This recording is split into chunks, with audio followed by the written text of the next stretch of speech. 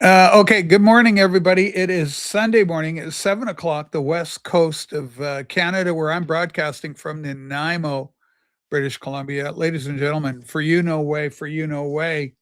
What is it? So don't debate, don't overcompensate, because you, no way, for you, no way. He's pretty fly for a white guy. That was a big hit.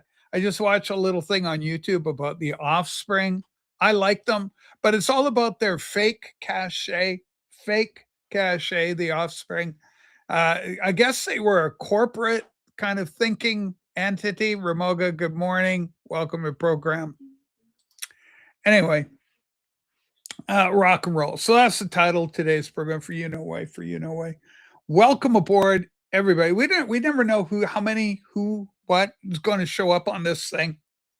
Uh, there is going to be a Patreon. Patreon lives on. Richard, Music Maniac. Maybe we'll get you up here a little later. We'll see. You never know with this show. Anything could frickin' happen here. We don't have to have the lad up for the entire program. My production team, I got a whole team producing this thing. Let's speak on production. I wonder who wrote the book of love. Let's get these Harbass more or less massive freak out because it's like, what is he? He's a Virgo. They like everything kind of even Steven. Anyway, hello, Richard Dolan. Holy smokes. Irish, Pennsylvania. What's not to love? Tim, good morning. So a lot of albums are out. I hope you were lucky enough to get El Subliminoso. You don't want me, Rachel. What are you mad about? Too much winning going on with the incredible Trump administration for you, Dolan? Huh? Too much? Too much happening. I love the way race-based gerrymandering is gone. I love it. Everything's just fine. Iran going extremely well. Good to see you, Anthony. We hope you're physically. We hope the physical for Anthony. You're in a fight, and we want you to win the fight. Win the fight. So anyway, Data Record Store Day. This is their third album in their discography. It's a rocker, especially the second side. Also, I'm not at liberty to discuss anything, but suffice to say, a certain somebody sent me a certain something, and I listened to it, and it was unbelievable. It's right where I live. So much, so much. So when the time comes and I can share whatever I can share, I'll share. But right now I can't. But I'll tell you, man, the latest, it could be possibly the greatest. It's so good. Anyway, that's what's happening musically. Mark Anthony K is happening. You want this mic in more? It just swings, baby. Swing, baby. You're platinum. I want to turn your light on over there. Oh, okay. I got to go into kill the camera production. Go quick. I'm off the air. They can't see anything. Okay, now stay over there. Hold on. I got to go. Yeah, in the old days, it would do the thing, and then you go, yeah, that's right, man. Winning. So too much winning. Okay, kill the camera. I'll be right back. Go quick, because it takes me off the air nowadays. It does what a new thing. All right, here we go. We're back. No, you said maybe you'd let me come on screen. I thought you didn't want me out. No. Occasionally, everything. You're a spice. You're a hot spice. You're a hot tamale, Dolan, and everything's got to be in proportion, right? Too much, diminishing returns. But a proper seasoning of Dolan is making anybody's day fantastic. Let's get you up here, Richard Dolan, ladies and gentlemen. He's young. He's a voice. He's a talent. Okay, Anthony goes, I'm repairing slowly. Side effects from radiation. Oh my God. They're not kidding around. Thanks, everyone, for all the warm wishes. Yeah. It's very difficult. Ladies and gentlemen, if you're looking for Anthony, classical music, he's our classical music go-to guy. All right. He's on hiatus, but hoping to return soon. He misses everyone. Anthony, we're fans. You're a great guy. You've been a great support to Sue and myself. Financially through Patreon, but also just in friendship and just being a great guy. So please, we want every good thing for you. Okay, Yeah, so I'm talking data, El Subliminal. So third album, especially they've expanded it because originally on CD, no room for it on the to fit all that CD on one album. They make it a double album, but it's beautifully produced. It's got high energy, and if you're a data fan, I highly recommend it. Speaking of people I recommend, Project Gemini. I don't know when we're going to get him up next for a plug, but there he is. Good morning, Rachel and Sue. Everything's good. Everything's good. Eventually it comes to time in everybody's life because we're mortal where it's not going to be good. And you kind of go, oh, I'm on my way out, or, something tragic happened. But for today, the day is good. And, life is good. I continue to enjoy this amazing ride. I'm into this game, Crimson Desert. Crimson Desert. It's an RPG role playing game, and you play this guy Cliff. Cliff is very Eurocentric, done by a bunch of Koreans, I believe, and it's good, and it's a lot of fun. It's the biggest, most expansive computer world I've ever been part of, and it's really freaking amazing. Highly recommend the game. And there's some frustrations about it, especially on PS5. There's some control issues because you use the thumb, mobilizers. Sometimes it would be nice to use a little arrow key, the D-pad, I think they call it. Hey, is I'm really the people, the fans are missing the show, and will return as soon as humanly possible. That's what we want, ladies and gentlemen. Project Gemini is rolling on, rock and rolling. Is Mark, and an incredible musician, multi instrumentalist, producer, engineer. He does the whole thing. He does the whole thing, including packaging them up and carting them off. True independent artist. 100 albums on each release he does. He'll cut out 100 vinyl. Okay, this is a great thing. Even this guy was he's a rocker. What was the name of that frickin' band? Annihilator. You were in some sort of metal outfit. He's a beautiful guitar player. I'm blessed. I'm so blessed to have so many great guitar players. David Donnelly. And all my guitar players, here's the thing about my guitar players. They all go, oh, I'm okay. I'm okay. And every single one of them is amazing. So you got David Donnelly, Joey Callio, who's a bass player as well. Joey Callio, David Donnelly, and Mark Anthony Kay. They're all great guitar players. And you might as well, for acoustic, you might as well throw Angelo Kelly in there. So all great entertainers, all great performers, all great musicians. They're friends, fans of the show, dare I say. They're all great. I was in the I was in the Exalted Pile Driver. That's it. See, it's a metal thing, right? Anyway, yeah, you were a long-haired concern going on, just rocking and rolling. But I like rock, man. You cut me, I bleed. Rock and roll. And I like Little Richard, like the early days, early days. Little Richard, Chuck Berry with the little duck walk. Come on, man, that's absolutely amazing. Angus Young got nothing on Chuck Berry. Hmm. Steve's with us. I'm awake this morning, which is great. I'm having my very first cup of coffee today. Got the octopus. There you go. Got the octopus cup. These are beautiful cups. And we've got a settee, kind of a movie watching setup in the movie room. And these fit right there's a little rim around here, and they fit perfectly in the little cup holder. So it's just a thing of beauty. Speaking of things of beauty, I love this guy, Nick Rudeau. I want to thank Nick for all the support. He's not a part of my Patreon. You should be. It's $5 a month. You should do it. But and I'm going to be doing a Patreon. Okay, somebody threw me a little extra coin. I'm going to do a pop-up. We're not going to schedule if you're in England. We just do it what we do. But anyway, where there is going to be a Patreon coming up. So hang in there, Patreons. We're delivering. Thank you for the kind words. Yeah, my years in Pile Driver were fantastic. We toured Canada. We did the Europe. and saw a lot of great places, and we met a lot of great people. Yeah, I mean, the road is wild. Rach, Nick goes, I am a part of your Patreon. You just never talk in it. I never hear from you. I never, but I thank you, Nick. That's incredible. Okay, well, thank you, Nick, for that. That's above and beyond. Anyway, I'm a big fan of yours, and you're such a great guy, and you're so down to earth and easy going. The world needs a lot more people like you, Nick Rito. Mm. And you got a good sense of humor, and you can put up with the nonsense on this program. And all of you, what is my tagline? You know, there's something to offend everybody here, so it's all here. Hey, where the hell's my producer? No, I know my producer. Where's my director?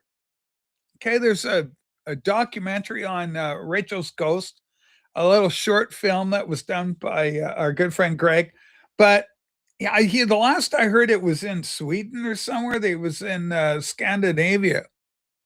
So I'm very curious about that. No, really, Nick, thank you. All the thanks goes to you for all your support. Huh? Yeah, Greg, you got to drop by, man. I love artists. We had Scott Wheeler on. He's a makeup artist in Hollywood. He's done a lot of the Star Trek stuff. Of course, I'm a huge Star Trek. Me and Dagon John, massive fans of that Star Trek. And I watched this in 1966 on pop culture. I just love it. The documentary about your show, about Rachel's Ghost, is great. I'd love to watch it again. Yeah, it'd be nice to, if it became available or something through Greg. We'll see what happens ultimately with it and where it ends up sitting so that people can access it, right? Mm-hmm. Okay, Little Richard is incredible. Well, so is Richard Dolan. I think I sent you a link, Richard. Okay, so anyway, so Data, Mark Anthony Case got an album out right now. I've pre-ordered it. It's due. He's got the test. Everything's going good with that. That's going to be happening. And then who else? What else? Well, okay, Project Gemini, right? And Data. And then what? Oh yeah, Seven Horse has got an album in the works coming out. Louis Golden's got something coming. I haven't heard too much about it. We don't see him around here, but I like Louis. He's okay. He's kind of funny. Anyway. And then Angelo Kelly's latest album is fantastic. What a testimony. You want truth speaking. You want, Plastic Ono Band revisited, John Lennon's great album where he's emoting about his personal life, Yeah, God, life in the Marines. And if you like that, you want to do that. Buddy Holly is still my favorite early rock and roller. I'm going to tell you something about Buddy Holly. He died tragically February 3rd, 1959, a year after I was born, to the month. So Buddy Holly died about, I'm on February 22 is my day, and Buddy died February 3rd. But anyway, if Buddy had lived, he's the one guy, the one artist in the milieu of regular artists that were floating around at the time of 1963-64 that would have survived the Beatles. I think Buddy Holly was so young when he went. People say, who would you bring back? Jimi Hendrix, John Lennon. I love John Lennon, but John was 40 when he died.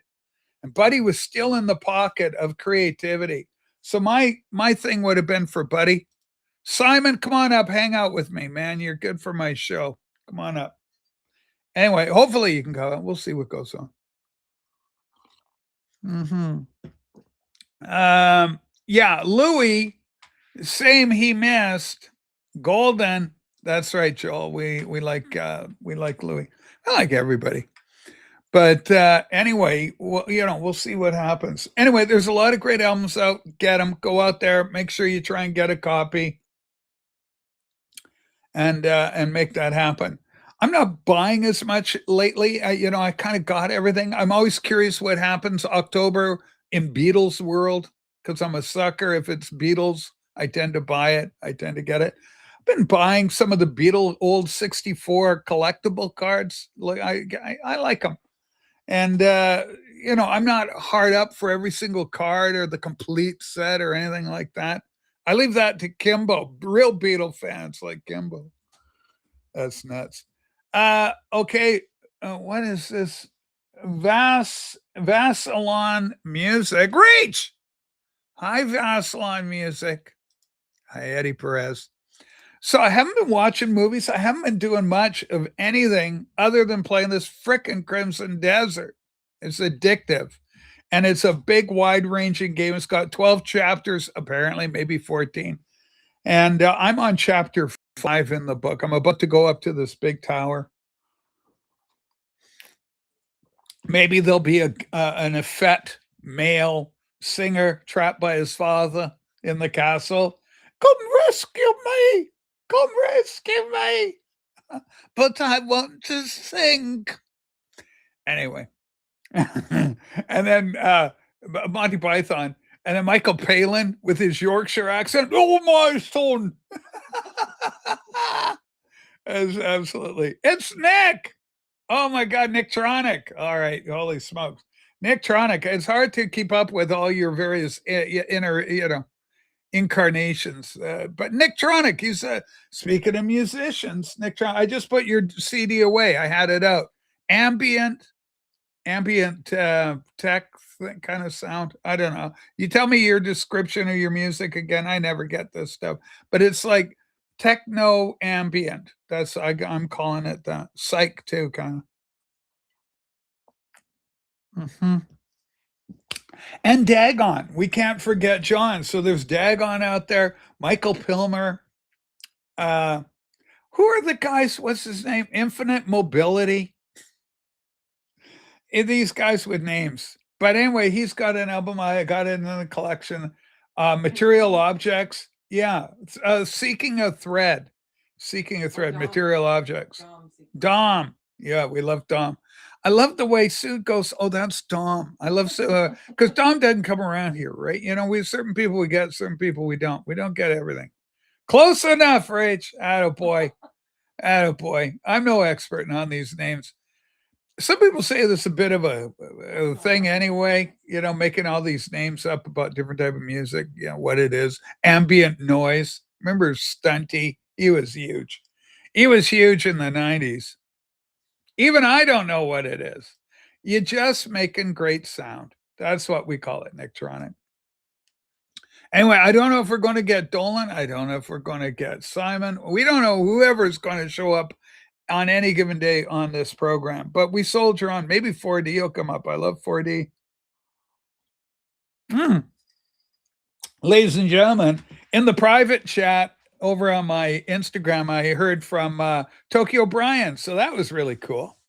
Tokyo Brian. So he's doing good. He just said, hey, I was thinking of you, Rach. Here's a friendly hello from Tokyo. I go, that's fantastic. It was really interesting. Also, if you watch my program at all, I encourage you to read and watch and engage in the chat portion because the comments are fucking hilarious. We had one of my favorites, rice patties, Michael. I love Michael. And Michael's so funny. He goes, because he's trying to explain to 4D what happened between him and Tokyo Brian. Him and 4D were getting into it, and I don't know, Brian's great and 4D's great and rice patties is my favorite. And these guys, but Patties is so funny because he goes, okay, 4D, here's the problem. You have offended. Brian has lived in Japan for many years now, okay? And the way you made him lose face, this is very important to the Japanese. Even if you're like red-haired and green-eyed, it doesn't matter. You're still fully Japanese, like rice patties and Brian. And so Brian, because he's Japanese now, he's lost. 4D caused him what's called losing face. Okay, lost his face. I know there's a number of you would like to see me lose my face, but it's worth keeping it. It's just aging slowly and not beautifully, but it's the way it goes. Now, What's going on, Richard? Aren't you joining Rachel? We don't know. We're waiting. We'll see what the hell goes on. Tony, we love you. The pride of Pittsburgh, Pennsylvania. Tony, two from the trunk. We love Tony. But anyway, so Brian was in the Japanese culture. This is both, I believe, Rice Patties and Brian are both devout Shintoists. Shinto is their chosen religion of Japan, the land of the rising sun. Okay, these are our samurai friends. Anyway, here's the deal with these Japanese kids: they lose face and there's no coming back. And this is what the warning was from Rice Patties. Obia, yeah, I'm ready. Yeah, that's the one. I'm aging disgracefully. Absolutely right. Anyway, so in Japan, so what happened inadvertently, I think, on 4D's part, because he's English, right? He's in, what is it called? He's in Manchester, but Selford. He's in Selford. Okay. Okay. Hey, Patty, how you doing? I love you, Matthew. You troublemaker. I love you. Matthew, I don't know if you're on Patreon or out right now. The things are crazy, but I am going to be doing a Patreon coming up. We're just doing one. Somebody threw me a little coin, so I figure I should, say thank you and do a little show. So, and it's no big deal. It's a lot easier when I don't. It's great when I don't schedule them. Yeah, go ahead. You're some producer. You actually said You got to do a producer. Oh God, I hate this. I love this part. Yell. You, just to clarify, What did I say? You said you'll do a pop-up Patreon before you knew you got extra dollars. I just want to clarify that. Yeah, and I wanted to clarify. That's great. Okay. What you done was great, but what I'm saying, and it's just recently come to my notice, that I'm a bit of what's known as a money grubber. Okay, a money grubber. Anyway, so the Patreon's there, so we're going to do a show. And then thanks for the link share. Atta girl, Scoozy. What a producer. Anyway, so Brian lost face, and it said, and this was really, this next comment threw me for what's called a loop. I was thrown for a loop.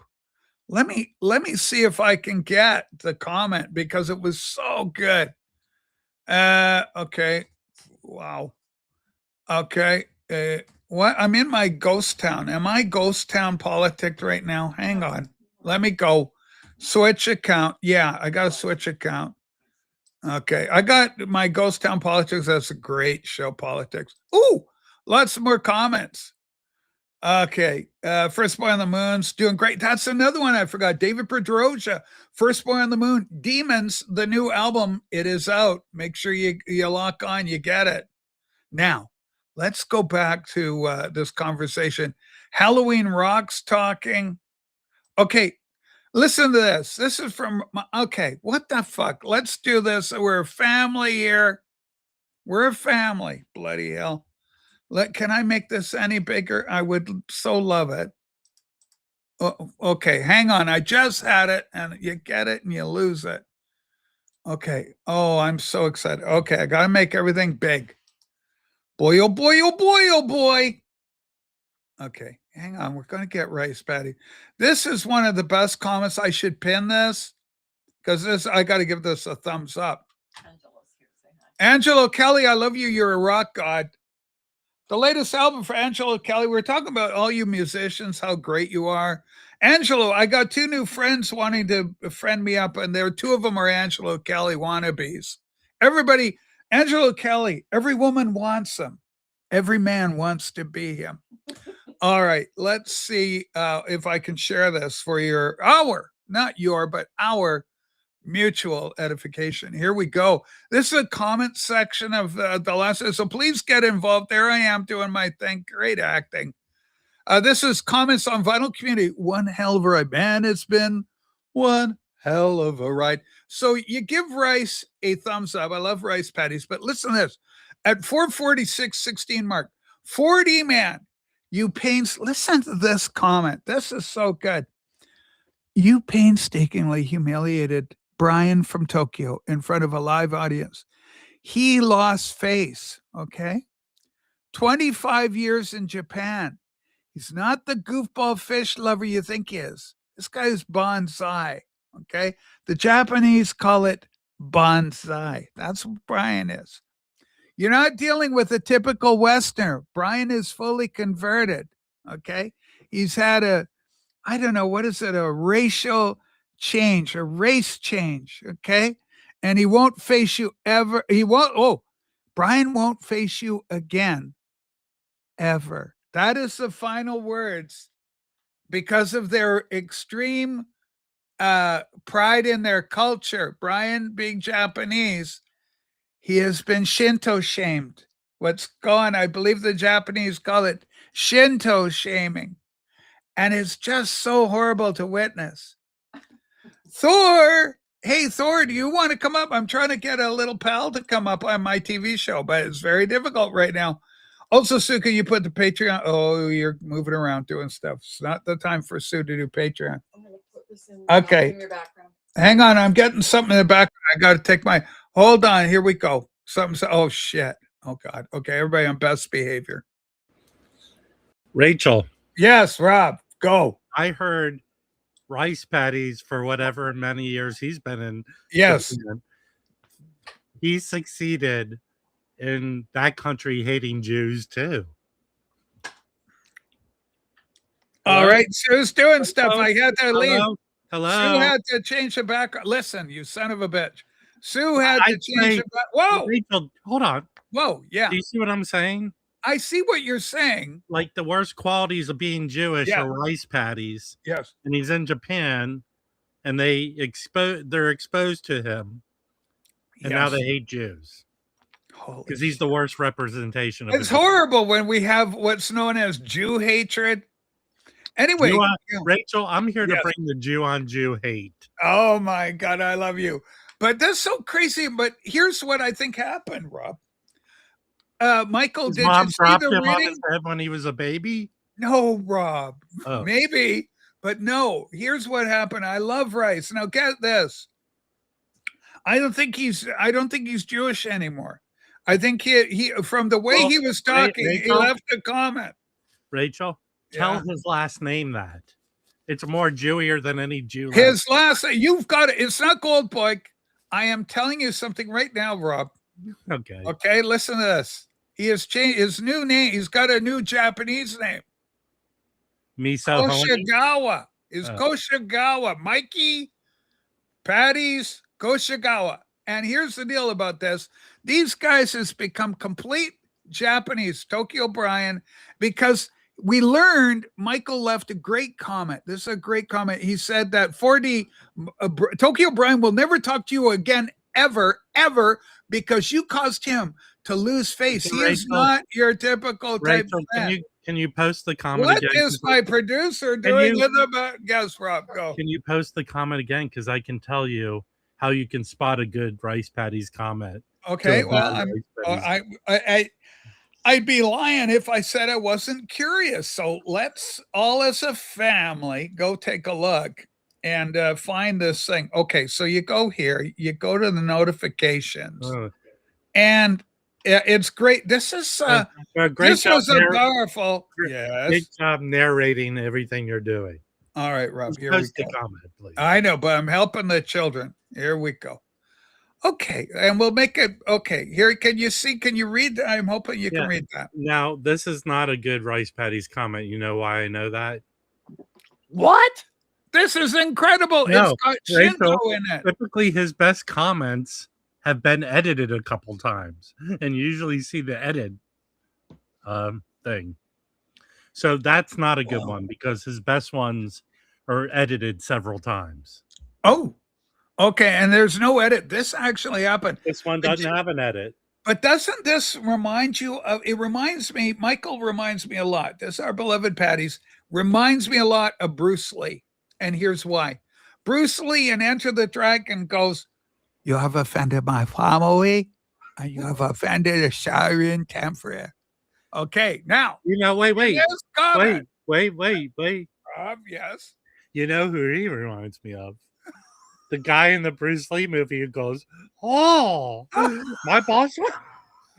Oh, you know what Oh, was in? Yes. my Okay. boss won't like what you just did. Okay. Here's the deal. My And they're- favorite. and Rachel, Yeah. those guys are usually questably a little light in the loafers. All right. Holy smokes, Rob. Now listen, we're not gay shaming around, not around No, I here. didn't say anything, Rachel. All right, lighten the loafers. Now, come on now.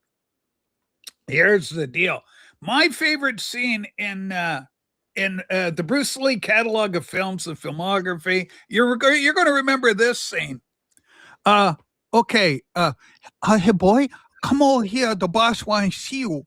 Okay, so then the guys go and they see the boss. Hello, boys. You are both good workers. Uh-huh. That's right, boys. So because you are good workers, that package you saw today, boys, that was dope. Huh? That's right, boys. Dope. Dope and ice. Dope and ice? That's right, boys. And so I am asking you to join us. Oh no. And then there's a fight, and then they get killed. But dope and ice? That is the line. Oh, we Right. got a guest coming up. Oh, this is okay. You have offended my family, and you have offended a Sharon Tamperel. 4D, don't you understand what you've done? You have offended not only Tokyo Brian, and you have caused what you don't Well- realize as a Selford lad is that you have offended a whole cadre of devout Shintoists. I don't know if that Tamperel is going to be able to reconcile this. Rachel. Yeah. Actually, I know, you know how you know you've been an expat in another country too long, especially like rice patties in Japan? Yes. When he starts talking, Yes. there's a delay between his lips and what comes out of his It's because of the English translation. I go over. Oh, that's right, boys. Dope and ice. All right. Oh, can we reverse 4D? We got to reverse you. Hang on. Let's mirror you. Now you're fixed.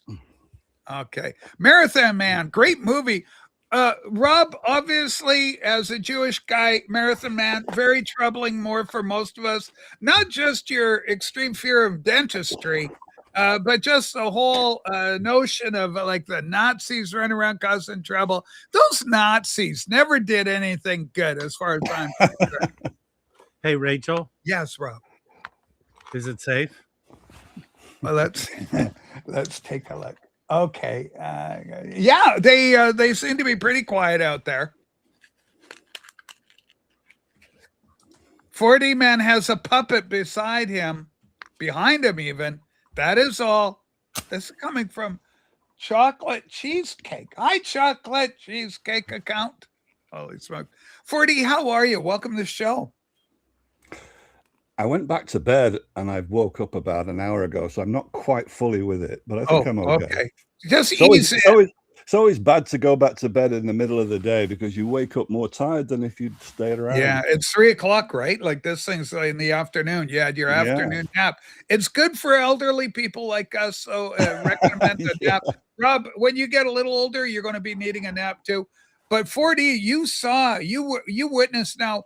Were you cut to the quick like a samurai sword? It sliced you with just one swoop and kill shot from rice patties, or were you able to handle it and in your quiet, reserved English manner go, "Oh, it is a pity, but I'm sure Michael and I will get along fine as the years go by."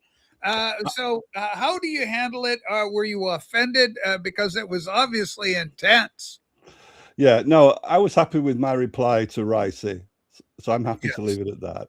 Okay. It was a misreading from Ricey, but I'm happy to let it go at that rather than start up yet another argument series with Ricey. Yeah, we don't. That's the year. last thing we want on this program. But here's the deal, Rob. Have you noticed that 4D is calling patties ricey? Does that sit well with you, ricey? Does that sit well? Does that related to his poor digestive system? It's actually. I mean, Rob, you're a sushi fan.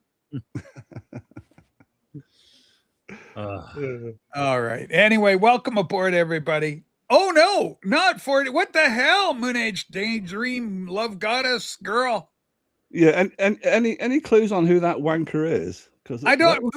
Wankerette. I believe it's a lovely girl with. in that case, a wankerette. Because women can be just as much wankers as guys can be.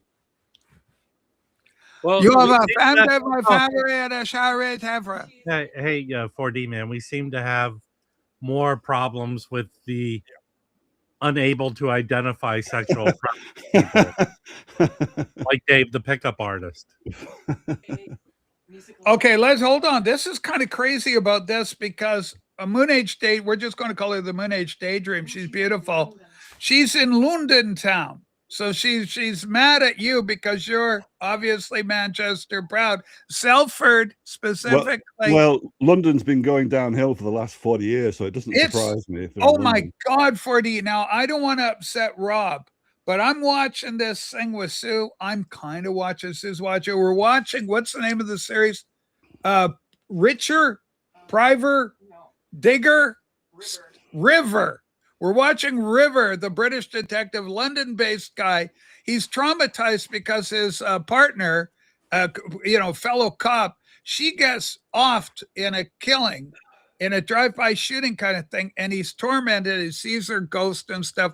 But the whole thing is like a lesson on multicultural diversity because every character, and you know right away, here's the deal about this. I'm all good with it. You got the people from Pakistan, you got the people from Nigeria, and they're all in here living there, and they're all beautiful and lovely.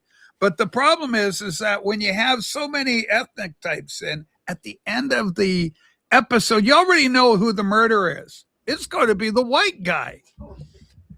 So you go through your Senegalese and you go through your Somali community, and they've got them all in there.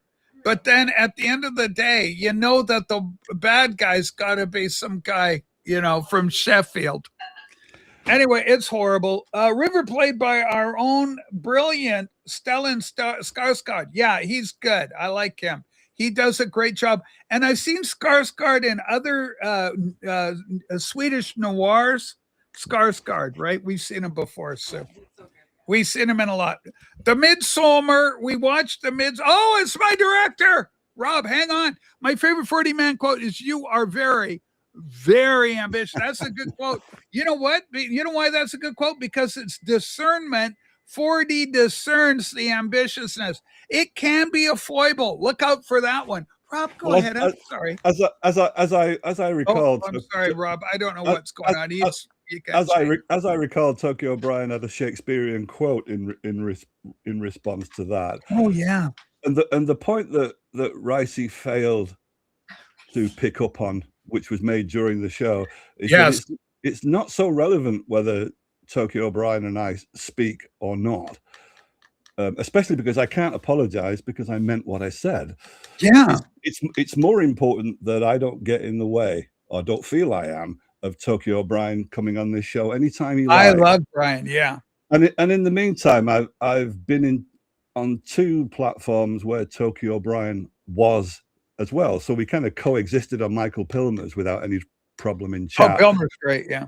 So I'm now assuming that Tokyo O'Brien will come on regardless of me whenever he wants. And that's the point. Right. That's the point that Ricey that went over Ricey's head for some reason. So sorry, Ricey, but it did. Well, when you have when you're a turtle-like person and you have a round head, wow, wow. A lot of people are asking this question. Zoo Show rerun. Listen, breaking news. Atkinson, you got to go check the comment section because it's this a hot off the press. On last episode, our good friend Michael Rice Patty Records, he came in and he was on 40. He says, "You have offended my family, Brian's family, and a Sharon Shinto temple." And it's so we got controversy and hurt. Thank God 40 is okay and well enough emotionally to come on the show after that exchange of barbs. Now, Rob. Well, who knows? Who knows? It's not beyond Ricefield to come on screen any minute now. You realize? I want him up here. I love Rice. I got to get him up. Okay. yeah, Marty's on his trip down in Baja. That's happening right now. Rob, also a huge points and credit to you. You and Dave, the pickup artist, seem to have mended the fences. It's all water under the bridge, and you guys are going forward in the relationship. I am so happy hold on, about Rachel. that. Part of what you said is true. Okay, what's We have happening? no What part? connection, but he does live under a bridge. All right. Well, that's like a troll comment. And he eats goats. Trolls. He eats goats, Rachel. He eats goats. Okay, well, here's a great comment. Rob left the earth too, so he feels somehow you've passed away. I did, James. You are controversial but much loved. Okay, Farley? Controversial, much loved. Farley, of course, figuring prominently. We had a leaker in the Patreon. Obviously, these are sad stories when that happens. Okay, we are going to be doing a Patreon show coming up. Yeah, we're going to do a Patreon pop-ups. That's how we do them. We do them as we feel them. And but it'll be coming, and we'll give you a notice, and it'll be fine. But they got to be a little impromptu. Rob, does adhering to a schedule wear you out or tire you out a bit? Do you like to be more, I feel like going today. I'm going to go. I'm going to get out there and do a show. Or do you like, it's got to be scheduled. I can't function and work under these conditions. Where do you sit in that? What do you call it? Spectrum? Is that a fair word? There were a lot of words there, Rachel. Let's see if I can decipher it. Yes. I prefer to be spontaneous. Okay, me too. But when people like Dave, the pickup artist, infect the earth with their presence, yes, you have to schedule. What do you think when 40, because you come up with Ricey, but what about you and, let's call him Pickup-y? When you and Pickup-y decide, he wants you guys to get together and have a sandwich or something and talk have a brewski together. Rachel, what is it called when you're like scent sensitive? Like when you're around people who smell like their own excrement. Like Dave. Whoa. So, holy crap. Well, the whole thing is, Rachel, if I held a gun to your head, yeah, which seems like a good idea almost every day. What would you say? Yeah. What would you say Dave smells like, Rachel? I think he smells like lilac. Okay, I think he smells like lilac. Is it because when something in front of him he doesn't understand, he eats it? Oh, like Rob, stop it! You're making it sound like Dave has a fatty liver condition where he's eating the wrong kind of treats. Well, no. Rachel, you've heard of people that have an oral fixation? Yes. Dave has an anal fixation. Oh, that can be controversial in 2026. See, 4D man has it right. Yes. Whenever you're around Dave, you light a match. Holy smokes. Anyway, it's so great to have everybody here. Insta, have you got your wrench? Are you wrenched up? Producer, is Insta Karma doing good? That's what we like to see. So 4D, things are going great. Rob, I love the writings. I'm working through my Calvin and Hobbes right now. And so I've got the complete set in October, volume 7, the final volume in the Traveling Compendium, complete collected works of Bill Watterson's immortal Calvin and Hobbes. It's weird that certain people didn't get the strip, that it's just a kid with his little imaginary tiger. It's a stuffed toy, but the tiger to the kid is real and alive, and he's his buddy and his pal. And what's beautiful is, I'm sorry, we have a timeout being called. Go ahead, Rob. Timeout. What's going on, buddy?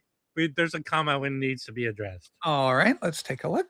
Dave, it seems weird with all your horrible insults. You have to include eating food in it. All right.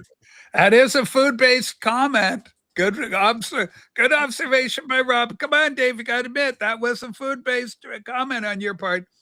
So doing the Calvin and Hobbes thing, but what was weird, Watterson goes, some people didn't get it. Like they thought, is Hobbes real? What's going on? And it couldn't be plainer if you read the little comic, because anytime anybody else looks in on Calvin, third person perspective, that little tiger suddenly becomes just an inanimate stuffed tiger. He's no longer the animated, beautiful Hobbes. But the humor is beautiful. The observational humor is just wonderful. It's the imagination. Here's the kicker about it: the tiger, because it is the creation of a 6-year-old boy, within the context of the strip. The tiger itself is up for all 6-year-old antics. Tiger, let's go. We're going to build a fort. The tiger's, let's do it. Let's go. Let's do it. We're on a flying carpet. Let's go. The tiger is 100% committed, because in reality, the tiger is also a 6-year-old brain going on. So the tiger is all in on every adventure that the boy's going to do.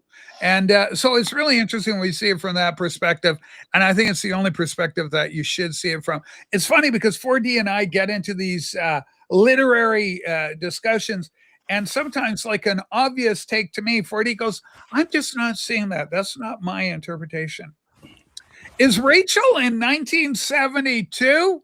Holy smokes, we were good at hockey in 1972. That's when Canada beat the Ruskies. I am. I'm in 1972. 1972 is your year?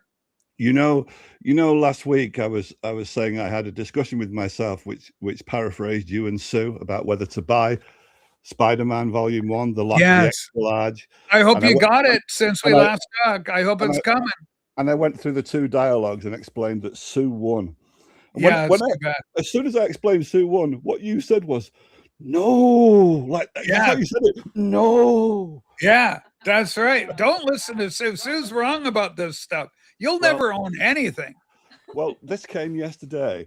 Attaboy. Here we go. Volume 1. Let's take it. Rob, look at this. This is the debut. Hey, 4D man, you know what yesterday was, right? Saturday, that's right.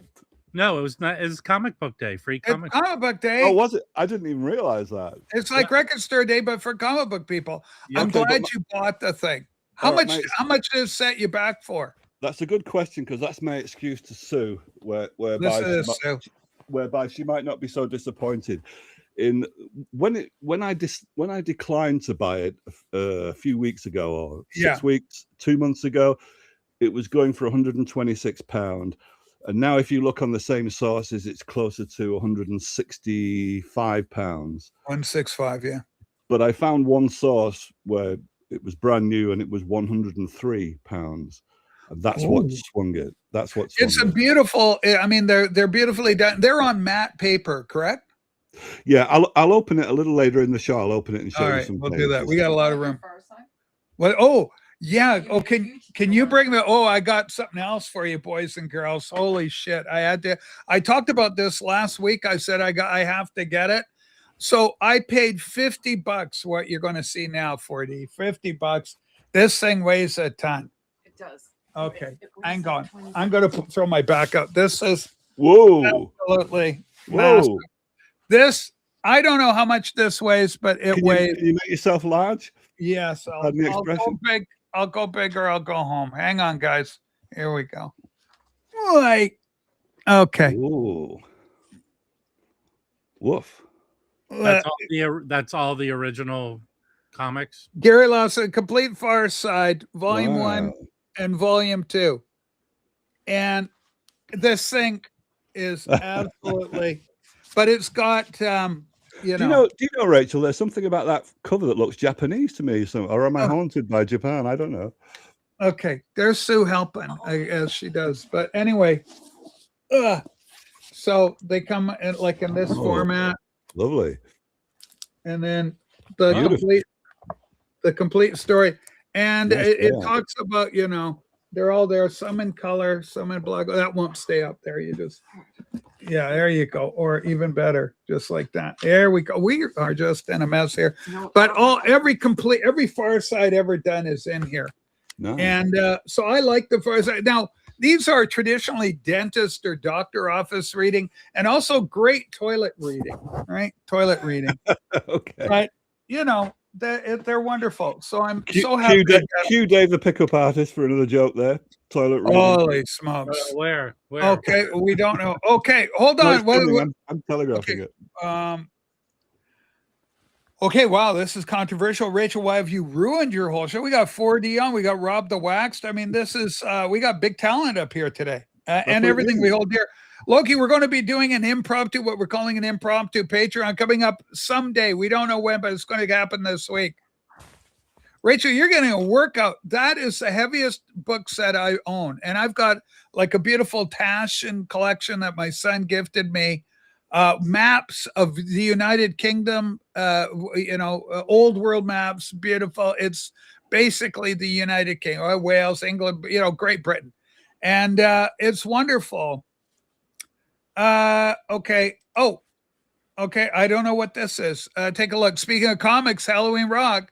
Yesterday, Kiltman had a new video talking about an upcoming animated style movie of Rogue Trooper comics coming out. Yeah, I know. And just to clarify, Kiltman's a great YouTube channel. I've been coming out of Liverpool. Guy comes out of Liverpool. Hold on, wait a sec. Kiltman in Liverpool shouldn't he be coming out of Glasgow? Well, he's got Scottish heritage, so he always wears a kilt when he goes around Liverpool. He's wearing a kilt, so he's called Kiltman. And yeah, I did see that video. But the thing is, I mean, Kiltman's younger than me. And if it's anything new or anything coming out, I tend not to watch them. Rob, yes. Is it? Because this kind of relates to Dave in a weird way. For interesting segue here. When you keep outgrowing your pants, yes, he just takes a tablecloth and wraps it around his waist. Is that sort of like a kilt? Holy smokes! It's a guy. Hey, Dave, pickup artist or picky uppy. What is your ethnicity? Oh, Dave, the pickup artist. I think he's going to be like maybe a Ukrainian and maybe Irish. Ukrainian Irish is going to be my guess. Let's find out. Dave, pickup artist. I think he's Irish. I think he's Scotch Romanian. Scotch Romanian. Scotch. That Ancestor.com was a little bit of a disappointment, Rachel. Whoa. What are you talking about? Well, it was a dead end. It led to a dead end. There was a couple of people that got in touch. Okay, here's what you do, 4D. Invite me to I'll help you. If you invite me with your DNA, do your test, do the thing.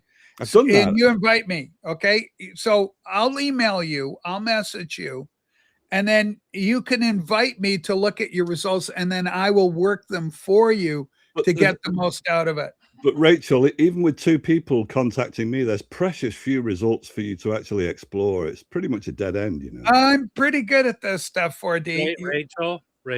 Oh, Sue, can you cover me too? Please, Rob. Yes, Rob. I'm afraid he might be somehow related to Tokyo Brian. I'm looking for my father. Yeah, so you're still looking for her dad. We found out through DNA her dad's an issue. Hey, Rach, can you find out if 4D has decided who is going to ritually humiliate, turning them into a puddle of self-loathing, causing them to disappear forever on the show next? Oh my God. Let me take that on. He has offended a Shaolin temple. Let me take that on.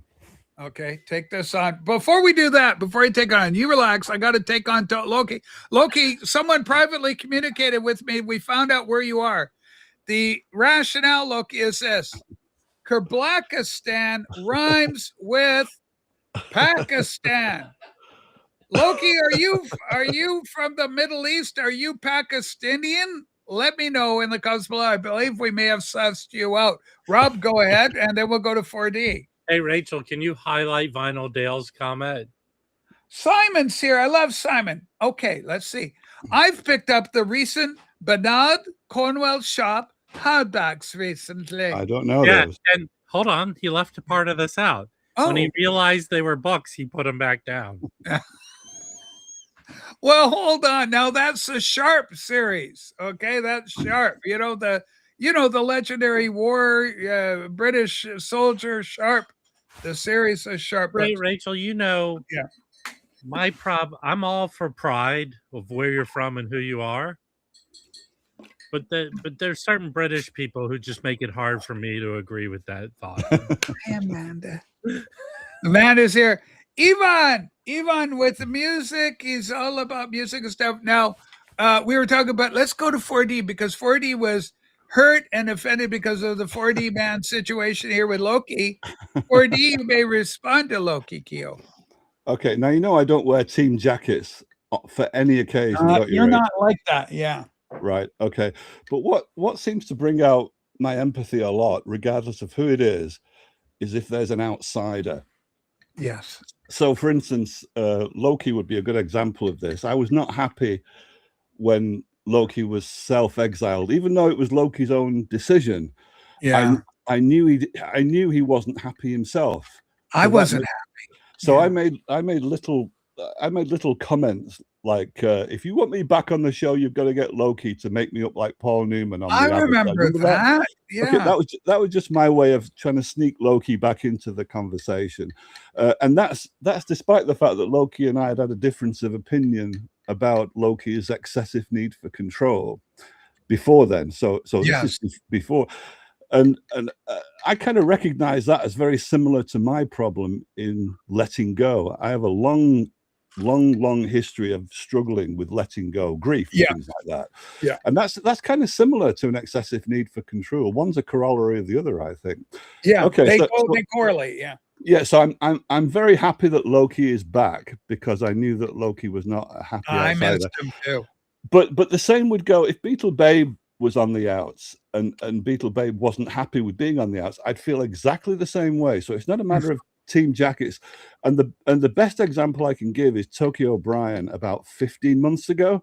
Yes. When Tokyo O'Brien was another self-exile, but just like Loki, I knew he wasn't happy about that. No. So I did something about it. And it's the same with everybody who becomes an outsider. There must be about 10 examples on this show over the years. But once I find out that they're happy as a self-exile, and that would be people like Michael 45, say. Who else? Oh, I don't know if that's true about Michael 45. I think he misses us. Oh, no, do you think he might want to? No, I think he misses us. I love what Mike. Do you think? What do you think, Rob? Let's see what Rob says. He needs attention. That's the defining character. Well, speak of Rob. Whoa, that's surprising me, Rob. Do you think he wants to come back? Okay, hold on. I could care less and hope he doesn't, but he does. I want him back. This is 100% wrong, Rachel. You know why? Mm-hmm.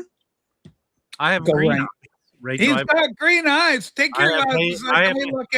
I'm hazy. Oh my God, you're hazel-eyed. That's adorable. Ladies and gentlemen, that's our Robbie's hazel-eyed. Okay, Rich? No, the only thing brown around here, Rich. Hold on, Rachel. Yeah. The only thing brown around here, Rich, is Dave the pickup artist. Okay, this is a rephrasing, and Dave, please pick up. Please do not be hurt. 40. It's an excessive need for quote quality, not control. This is quality. We got quality right here. Okay, Loki. My feeling is you're dissembling a little bit, but because it's unfair, because I'm on screen and you're not, I will let it go. I'm just saying I'm glad that you're back, and even with regards to Tokyo O'Brien now, if Tokyo O'Brien is a happy self-exile and his communication with Rachel would seem to suggest that he's happy as a self-exile, he's doing good. Yeah, then I'm happy about that. But otherwise, I'm not happy. If there's somebody who's on the outs and they're not happy about it, then I'm not happy. Let's get Patty. We need Michael. We got to get the rice patties on this show. It's just something that I guess because I'm an outsider and I've been so all my life. See, I don't see you that way. I see you as mainstream, right down the middle. You reckon? Not really, but it's so and for a long while I thought, Rachel, it was your Native American roots. Yes. I was thinking, is my grandfather that I don't know, is he in some way Native American? Why am I picking up on Rachel's Native American? Because not even you never romanticized your Native American roots. Well, I was adopted by a Welsh family. I'm a 4'2" Welsh woman trapped in here. So you don't even relate to that side of your roots culturally all that much. So why am I picking up on it? And then I realized what it was, Rachel. Then I realized what it was. I'm interested in the revelation. When I first started watching your show and the vibes, I was picking up on the vibes. I was picking up on the vibes of somebody who had a history at school of being an outsider. Ah, that's true. Now I was that. Oh boy. Yeah, I was a class clown. I got in trouble all the time. I had a whole gang who want to beat me up all the time because I'm mouthy. Yeah. I could outword them, Yeah. And they'd look, say, well, I'm going to punch you for that. I go, well, Is So that so your head or somebody shit on your shoulders? Rob, feel free to use that. so what with happened? big What hearts. happens Go when ahead. I recognize that in somebody? It sort of reels in my empathy every time, no matter Yeah. what the circumstances. Well, Unless I really, we'll take what we can I get. mean, yeah. does anyone here need our empathy, Rachel? Well, I think Dave needs a little more from your end, Rob. I mean, I Oh, see. hold on, Rachel. Okay. Whoa. Do you Go. realize you said Dave and urine in the same sentence? That Well, was unintentional. I think we've already established that Rob and Dave are like that, aren't they? They're like Yes. that. Yes. Uh, They are that close. They Well, are The odd that. couple. that The odd 40 couple. man has a bit of fantasy going on in his. Well, I mean, talk about your fan fiction. Okay, Rob, shouldn't you be busking outside of a Walmart? Is where you'd Listen, like. Dave, I don't need to hang outside of Walmart to catch a view of you going in. Holy smoke. Dave would be. Do you think Dave, and he's our friend, Dave, all kidding, all serious, he's our guy. Dave, he would be a great greeter. Welcome to Walmart. I'm Dave Zippica. Hey, Well, Dave. actually, Rachel, Yeah. what you said is partially true. Okay, interesting. Dave is a greeter in a Walmart, Yes. but at the third stall of the men's room. Third stall in the men's room. Oh, may I hand you a towel? Fantastic towel boy over at the men's washroom at the old Walmart. UK, did Walmart make it to the United Kingdom? So you've got your big box stores in the UK. Well, I never leave the house, so how would I know? I'm just curious. Like, I mean, somebody in England, Simon, let me know. When we were over there, we never saw anything. The biggest thing we saw was Sainsbury's We used to have or Woolworths, but that was gone. Salisbury's, the grocers. Woolworths was probably gone by the time you came to England, I would think, Rachel. We had Woolworths over here. Woolworths wasn't there. Well, they were when I grew up, Woolworth and Wilco. Those were they were paired. Wilco. Yeah, Wilco. No. I remember Wilco. Holy smokes. Yeah. We had, there were other knockoffs of Walmart. Because Wow. I grew up, we didn't have Walmart. We had Kmart or Zayres. I keep forgetting. When did you move round to DC? Oh, you were around the DC area, weren't you, Rob? I was One in time. DC from the time I was. Rob was born and raised in Buffalo, New York. I was He's a barely. Buffalonian. I was barely 2. Barely two, but he was a And Buffalo. when we moved to DC, and then I was there until in my 20s. So can you put a date on it, like from 19 to 19 so and so? Well, of Rob course. was born in In 1979. DC. Yeah, but in DC, how long were you in DC? The From years? except for going to college, which was a couple hours away, maybe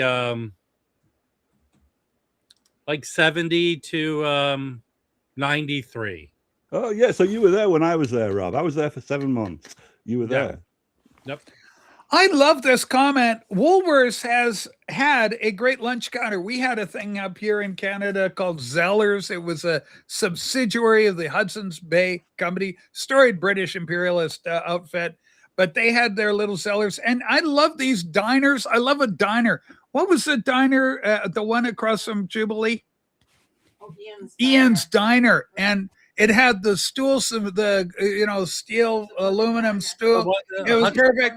And it was even a corner building. It was like an Art Deco building. And you were in that diner. You were in 1942. It was absolutely incredible. And I hate Starbucks coffee and all these coffees. I like a 1942 cup of Joe. Okay. I want just straight old coffee beans. Throw it in the mug. Make it go. And preferably a white porcelain cup circa 1942. Pour it in, milk, sugar, Rachel, I'm good to go. Rob. You have the chuck full of nuts in Canada? You know what I'm talking about? Oh, hold on. Now, a chuck full of nuts? That was a brand, like an old-timey brand of coffee, chock full of nuts. Really? I wish the hell we had had it up here. I mean, I'm surprised that they weren't available there. So staying with the subject of outsiders just for a moment. Yes, let's do. Chauncey's back in the Patreon, isn't he? I think, is he? Chauncey was for a brief moment, but then we canceled and we're going. But anyway, keep going with this, Chauncey. Yeah, so just like with Loki, I tried to reel Chauncey back in with my film posters, but because my feeling is, and I could be wrong, my feeling is that Chauncey also is an unhappy self-exile. If he's happy, that's fine, but if he's unhappy, then so am I. Well, Chauncey's part of the Loki team. Like they're a whole cadre of fellas. Here you go, folks. Chock full o' nuts. Premium coffee since 1932. That's the year. You know, because Wimpy, if you love your Popeye, Wimpy was the guy, I'll gladly pay you Tuesday. He was always working on credit. I will gladly pay you Tuesday for a hamburger today. And Wimpy loved hamburgers. And it's interesting because I too love the great American hamburger. It's the best food ever invented. Put your beef in between two buns. It's good. And another outsider who I haven't forgotten, but he's one of the political exiles, is Harry, who I like a lot. And I don't know whether Harry's a happy exile, which is fine. I don't think Harry's happy. I don't think Harry's a particularly happy guy. Who? Well, which Harry? Harry is the groom, our Harry. Oh, he's not an exile. He's an American who lives in America. Yeah. My feeling about Harry is that any live stream from any host that Harry is on is better for having Harry on, because he's got good vibes, even though politically he and I do not agree. I like his vibes a lot, and it would be good if he came back, but I'm not sure whether he could be a happy exile for all I know, in which case I should leave well enough alone. But otherwise, I'd like to see Harry back. I think Harry's got dealing with a lot of, I think he's just got a lot of anger about the world right now, about the American government. Fucking so about the American government. He hates Trump. So, and Trump's doing stuff and he's not happy about it. It makes his world difficult, makes his life difficult for him. Woolworths was great. I can remember my dad would go to pick and mix section and buy mini chocolate eggs over there. Hold on. Oh, Rob. Yeah. Okay, let's were you hatched from a chocolate egg? I used to go shoplifting in Woolworths, only for 1 year. It was just a phase, just for 1 year. Rich, like you, 40 is in the United Kingdom. But anyway, 40, are you a Make America Great Again man? No, I'm not a team player for the last time. I don't issue or wear. He's not. A guy doesn't have a card. Boy, oh boy. Harry is great and he tells great jokes nobody catches. That's correct. That is correct. Do you know? I spend we kind of get them. He does a lot of dad jokes. I spend a lot of time in the lawyer's channel, and the lawyer's YouTubes, if you believe the YouTube numbers, Racket, are far, far, far bigger than the VC, and yet there's more team jacket, team playing, team mind games goes on in the VC than you ever see in the lawyer's YouTubes, and I wonder what that's all about. I don't know. I mean, it could be with dealing with record changing, record collecting. Okay, Rob, we got a great comment here. This is from our friend Pickuppy. He goes, "Truck full of nuts" was a school sample Rob said to his daughter. And the reason Dave knows this? Yes. Oh, Dave, how do you know that? He inspects every stool sample for taste and richness. Oh my God, that chewy chocolate flavor. Okay, this is a football reference. 40 is the stream's John Terry. What's John Terry? You have to clue me in, Loki, because I don't know. I think he's a footballer. Who's John Terry, Loki, Tio? Clue me in, Loki. See, Loki knows about the UK scene. Yeah, clue me in, Loki, but lay on me gently, will you? Okay, Rachel, what happened to your protege? This is Spring Hill Jim. This is young Archie. Is he in hiding? I don't know what's going on. I love Archie, but he's mercurial and is a young boy.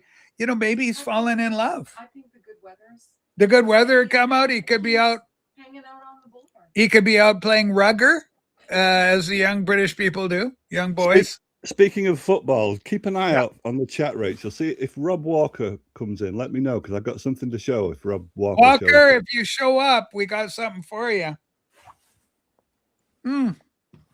Okay, here it is. John Terry is an ex-Chelsea footballer Do your own bloody research. Yeah. Oh, was he a hatchet? Was he a hatchet man, Loki? Is that what you're telling me? Was he like Tommy Smith was for Liverpool? Oh, like take the knee. Yeah, Oh, God. bad news. I was wanting to be George Best. The lawyer community just started the prenup tag way too soon. Prenup tag. Wow. The lawyer community. John Terry is the heir to the Terry's Chocolate Orange Fortune. Terry's Chocolate Orange Fortune. Wow. I had chocolate orange. You know, the chocolate oranges. I wish. You bang the orange and it opens up.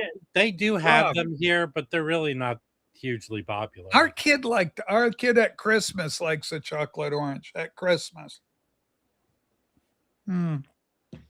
Oh, and John Terry, ex-Chelsea captain. See, I went to football on that right away. Right. And Chuck, critical thinking is key. Absolutely. We need a lot of that.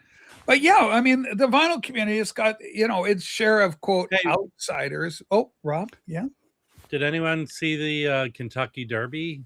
Yeah, Sue watched it. Talk about it. What did you like? Sue loved it. The biggest long shot won. Yeah. I don't know what the odds were. Does anyone?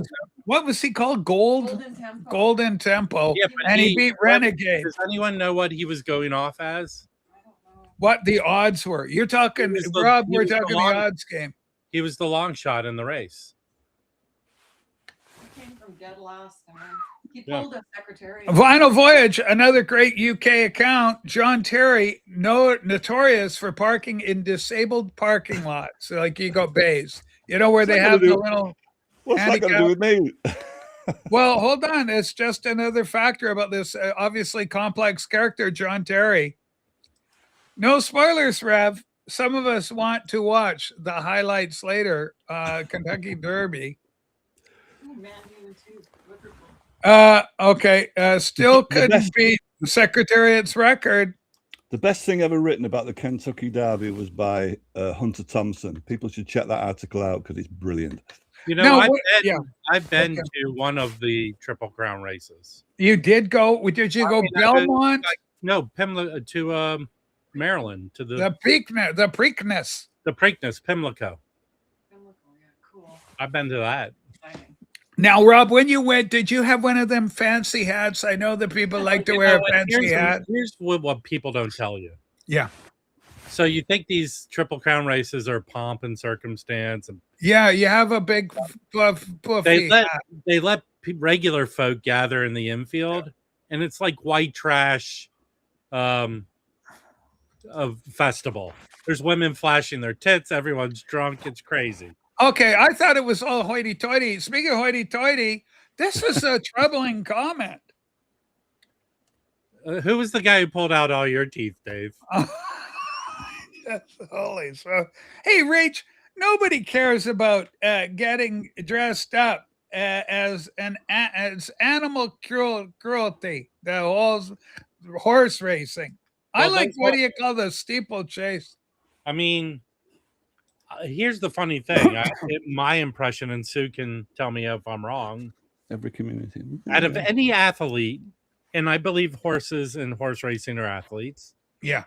They're probably the best treated athlete there is in any sport. Renee Kerman is here. Obviously, the arch nemesis of PB Tall. This is a crazy comment. PB. Hey, Renee, I have a question. Renee. What do we have to do to drive you away? Holy fuck. Maybe more Johnny L. They've got a rivalry that won't quit. Speaking of rivalries, the great rivalries. Yeah, every community has its outsiders, but some are voluntary and some are unhappy to be outsiders. And I think Michael 45 is one of those who's happy to be on the outside, like Stunty seems happy to be on the outside. I think Stunty more. I think Stunty is happier more than Michael is, because Michael, listen, he liked the bantering about. He liked not doing the record talk. He enjoyed a break from it all. Then my question to you, Rachel, is because he's quite independent minded. If Michael 45 wanted to come back, how come he hasn't been back for so long? That's why I think he's voluntary. Okay, hold on. Why the question before us is why hasn't Michael 45 been back? All right. Because all the true stories about him leaked and everyone knows them now. Okay. If 40 says outsider one more time, Loki Teo getting a little fed up. And DJ Trish, we love DJ Trish. Welcome aboard. But no, 45 did come back. Oh, hey, Rachel, you're back. It was good. It was a carefree bantering back and forth. It went really well. So I think it's just fantastic. Okay. I've just bought a big selfie stick like yours.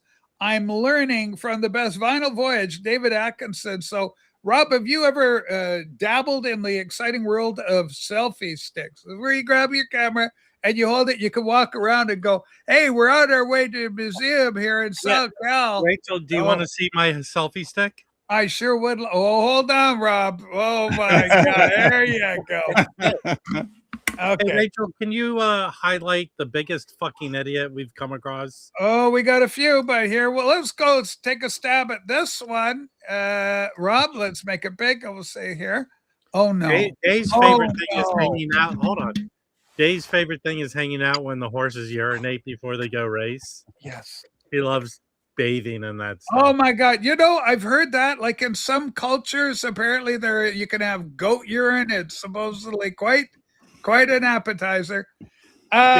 Dave likes people urine most. Okay, holy smokes.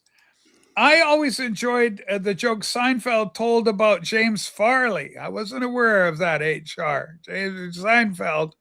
I love Seinfeld. I would suggest that more than Michael 45, I would suggest that probably Ricey is more of an unwilling outsider these days, because he's always sort of hovering around, and you don't hover around if you're a happy outsider, do you? I love him. We're gonna try and get him on the show. So what's stopping Ricey then? From what I understand, 40 man, Ricefields is sort of like a vampire. Oh my God! Goes out and the sun hits him. I'm a big fan. Listen, Patties, I know you love the show. You love your watch. I'm a fan of yours, Michael Rice Patties. Incredible channel, incredible guy, and it would be so interesting to exchange culturally idea, to talk to somebody in Japan who's really internalized Japanese ways and mores and values. Rice Baby, Volume 2. Rice Baby. Hey, Rachel. Yes. You know how, like, at least here in the U.S., we insult white people by calling them crackers. Cracker, yeah. It's an old slavery term. What do the Japanese call them? Called the white people? They are known as the gaijin. Gaijin, they actually have a word. It's called what do gaijin. They call the extra Jewishy turtle-looking white people, Rachel? Jewish turtley gaijin. I'm not too sure about that. But anyway, Patties, if we can get you up on the show, we'd love to have you. Great. It's always, I enjoy our tete-a-tetes, and he's a smart guy. He's highly educated. He's got a great vocabulary. By what standard compared to David, the artist? Hold on. Now, listen, I watch the guy's comments. He knows what he's doing. He's a good guy. But, I don't know what it is. Whether Patties wanted to become the biggest, like Massey-like level, and then didn't quite reach it, and then became embittered. I think a root of bitterness entered there somewhere. Rachel, kind of thing I'd like to talk to him about, see if we could get to the bottom of it. Seriously, that's what all the angry people have in common. They watch Massey and go, I can do that, and they can't. Failed ambition. It's known as, vinyl community, it's known as failed ambition. Okay. Rice Patties failed to understand that he had a personality that no one could tolerate. It's tough because, there's some big talent out there in the vinyl community. We're some of the very best that the vinyl community offers right here, this panel. We tried to get Dolan up earlier, Rob. I don't know what happened, whether there is. Hold on, Rachel, you just answered your own question. I don't know what happened to Dolan. Well, the good news for you, Rachel, is you've probably said enough to get another spectacular Ricey comment after this show. I'm hoping with any luck, he's one of my great contributors. It's only a good comment if there's an edited mark next to it. Rob, were you ever collecting anything other than records? Before records, what did you collect? If anything. I collected the satisfaction about Yes. putting fucktards in their place. Dave. Yes, Dave the Rice pickup artist. Holy so good. Rachel, I Yeah. collected, we know this, DVDs and Blu-rays. I still have tons of those, right? Yeah. Reggie's vinyl goes failing in the vinyl community is really hitting rock bottom. Yeah, I failed at the vinyl community. Horrible. Failing upwards. Okay. Yeah, that's kind of true, Chuck. There is Trump derangement syndrome and Rob derangement syndrome. Some people have Rob derangement syndrome. Some they do, they freak out. 45 had a hard time with Rob, and I think it's a big part why we haven't been able to get him back. Hey, Rach, have you considered taking inspiration from the Vinyl Voyage and using canned laughter? Canned laughter. Holy smokes, Vinyl Voyage. Are you and Atkinson going at Dave? Are you and Vinyl Voyage? You're both great British channels. 40, your English. I'm only, Unfortunately. I've got, listen, I'm so proud of my Anglo-Saxon DNA, but I think there's a rivalry or there is some animosity occurring between the Voyage and David Atkinson. They're both great guys, great channels, beautiful Englishmen, but they seem to be, I think this is loggerheads kind of language. Over to you, Rob. Yeah, Rob, take it away. Do you think there's conflict here? No, highlight the comment that needs to be addressed right there. All right, here we go. Okay, Rob and Dolan share what's known as a special bond. Well, this is quite ironic, Dave, because you wished you and your dentures shared a bond, but they keep falling out through your mouth. All right, and we got other observations. This is interesting. What do you think of this comment, 4D? Rice Patties is a dumbass. If you can't read on Discogs the number of copies pressed and questions the number of copies pressed. He's struggling with some of the idiosyncratic inconsistencies that go along with the Discogs forum. I got to be careful about, because if I talk more in depth about Ricey, am I then talking behind his back because he's not in chat and he's not? I don't consider it behind his back. I consider it in front of his back because on camera, you're here. It's part of the record. And by gum, we're going to get our beloved Rice up here. I love Ricey. He's a good guy. Michael Rice Patties, one of the best, one of the brightest amongst us. I think anytime we get him up, we got good TV. Well, maybe I should wait for that eventuality. Hey, listen, okay. 4D man.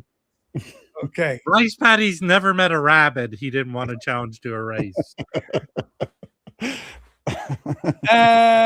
Okay. Okay. This is an interesting thing. Rachel, whatever happened to the breaking news teletype? We had breaking news teletype. Don't use it so much anymore going across the bottom. It was distracting. It was a bit gimmicky. We try to avoid falling in the pitfalls.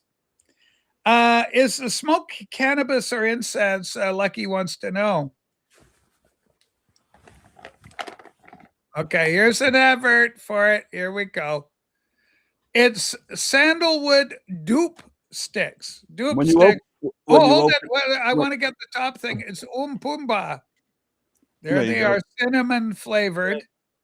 Are we calling this? Are we calling this? I love this. Cheers, Halloween Rock. Are we calling this a suggestion for Dave, the pickup artist, so people can't smell his scent 20 feet from his dwelling? That's kind of, I don't know, a disappointing comment in some way. Joel comments, the only live stream that I've seen Rice on these days is ranking the obscure. Poor fucker. Poor fucker. That is shocking. It's kind of a bold statement. And, I think it's great. We love Ian. Ian's another story. Ian's another great talent. And Midlands area kind of thing. He's in Nottingham or Derbyshire, somewhere. He's like somewhere in the middle of the whole old Blighty thing. I had a good interaction with Ian on Simon's channel. Simon Show. Simon. He seemed all right, and it seemed to me like Ian. I don't want to be speaking on his behalf because I don't know Ian at all, but it seems to me like he likes staying in his own lane. He just likes doing his own thing on his own show. Really. Well, he became a star in his own right. We've seen this happen before. We got a guy or gal on the show here, and they break off and they become celebrities in their own right. Rob is a great case and example. His spin-off series, The Waxed, is must-watch viewing on your Thursday mornings, Wednesday, somewhere in the morning, and it's must-watch viewing. So it does happen. And Rank of the Obscure is another example. Okay, I don't know what this is.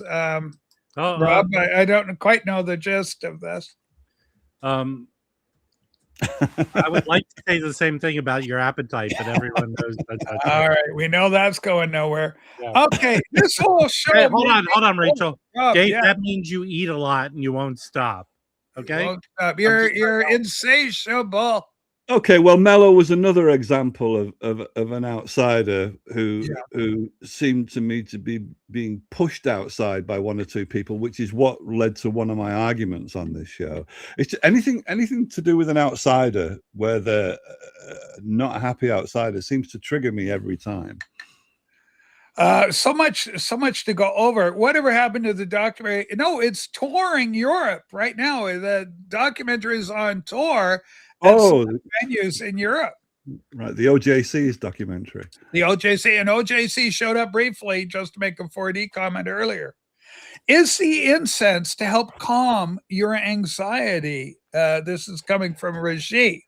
It could well be, and it's not so much the fragrance. It could be just the behavior of the smoke. So you could be correct there, yeah.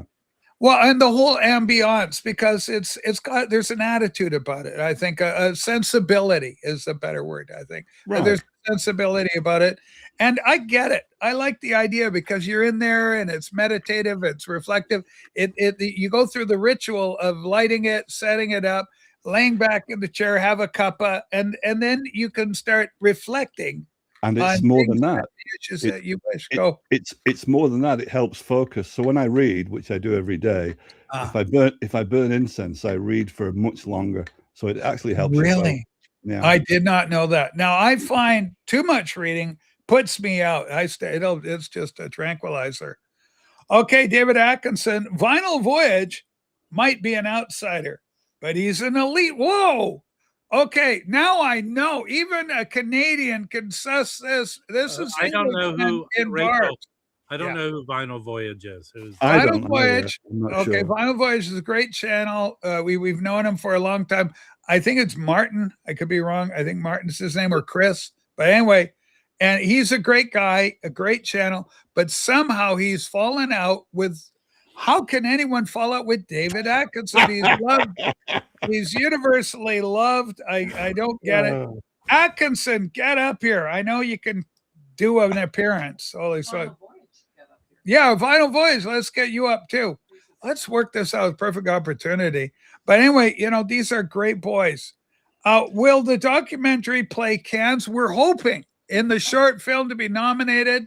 I'd like an excuse to dress up in one of them bustiers like Angelina Jolie, who's a distant cousin of mine. Maybe they'll give you a 30-minute standing ovation, Rachel, like they do at Cannes. I would, Rob, nothing would make me happier. Hey, is 40 the new Stefan, but without the big leather chair? Stefan, when he disappeared in that massive leather, the juxtaposition of the boy and the chair was absolutely gold, comedy gold.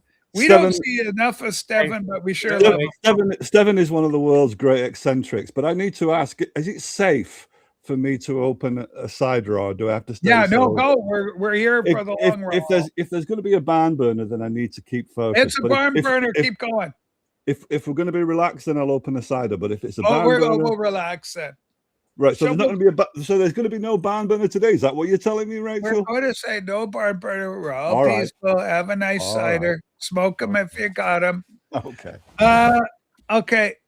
I got a feeling that Loki hits a punching bag every time 40 says the word outsider. Outsider is today's word. Okay. I noticed Massey's gotten too big for this show. No, Lucky, he's not too big for the show. Massey's having a very difficult time politically. Very difficult time politically. Race-based gerrymandering has been ruled unconstitutional by the Supreme Court. Incredible decision. And so stuff like this is just happening daily. James Comey indicted again. This is difficult. Massey has a hard time with this. So, but we wish him well. He could be with alpacas. It is Sunday, Alpaca Day. And he likes to sleep in. But anyway, Massey, the door's open for him. He knows. Is that a picture of Starmer behind 4D? No, that is the logo for Factory Records. Factory Records in Manchester.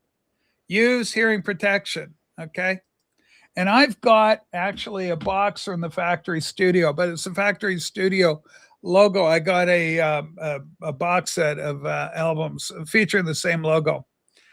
Waxed, you need to support your co-host. Who's Rob's co-host? Interesting.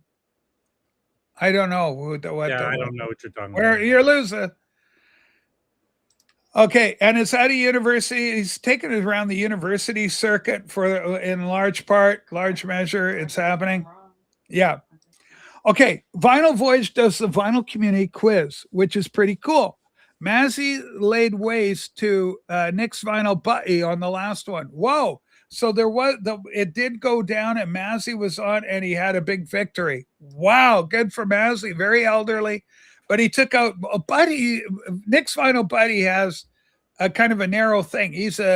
What do you like? He likes the baggy music, or he likes skinhead music, or he likes the ska. He's a ska and reggae kind of guy. Ska in particular. Like what are they called? Not the Replacements, but the Specialists. He loves the Specialists. The Specials. The Specials. That's who he loves. Okay, Rach, can you ask 4D if he gives you your permission to send me his email address? James Farley wants to email you if it's okay, if I release that. All right, then. Okay. Okay, it's your nickel. David Atkinson is the ultimate footloose and fancy-free old age pensioner, a legend in the vinyl community.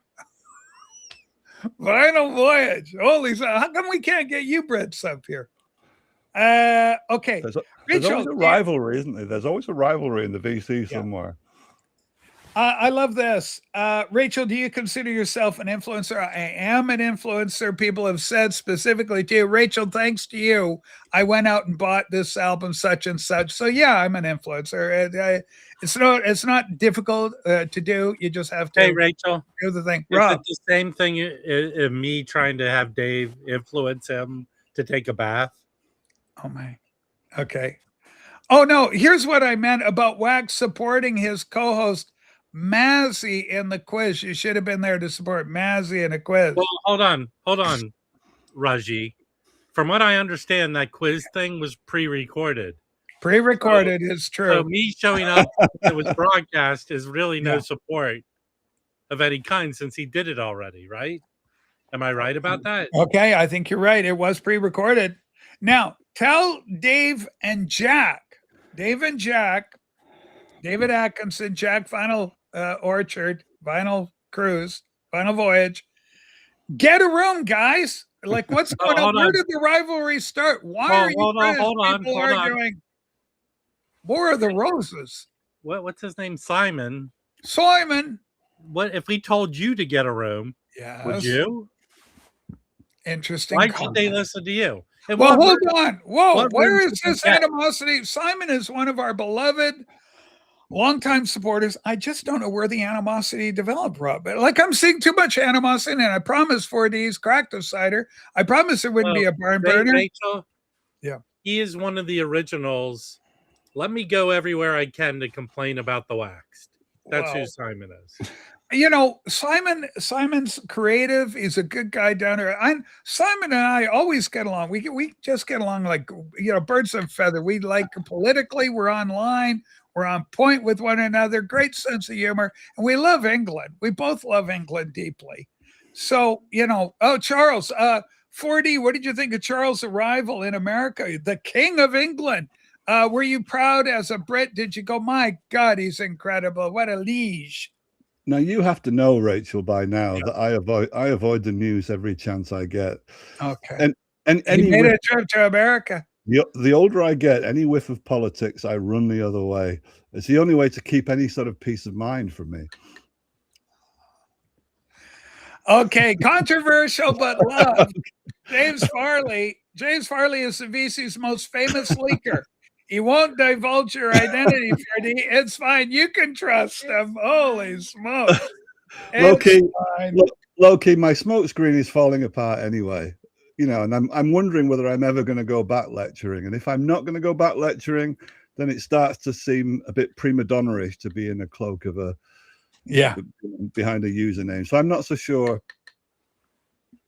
Unfortunately, Dave, the pickup artist, has made a comment. We gotta go back here. You, Dave, the LA County Animal Shelter. I understand. Which Dade County animal culture? LA County, Los Angeles. LA County. You're in LA. Sorry, I thought Dave's in Florida, isn't he? Yeah, I think they have a trough big enough for you, Dave. Dave's in Florida. You see the difference, Rachel. If Ricey was a regular participant in chat now, the rapport with Rob would be very, very different. I'm not getting at Ricey. I'm just not noticing the difference between Dave the pickup artist and Ricey. Yeah. If Ricey was making these jibes with Rob, it would be a very different mood. Now, what do you think? Do you think it would be intense, or would it be just? Yeah. Do you think it would get serious real fast? Yeah, but 4D man. Interesting. I don't know if that's true. You know what, Rice Patty's? He's like a fake in a what do you call it? I didn't want this to be sort of what I would attribute to you, 4D man. Okay. He is like a faux intellectualist.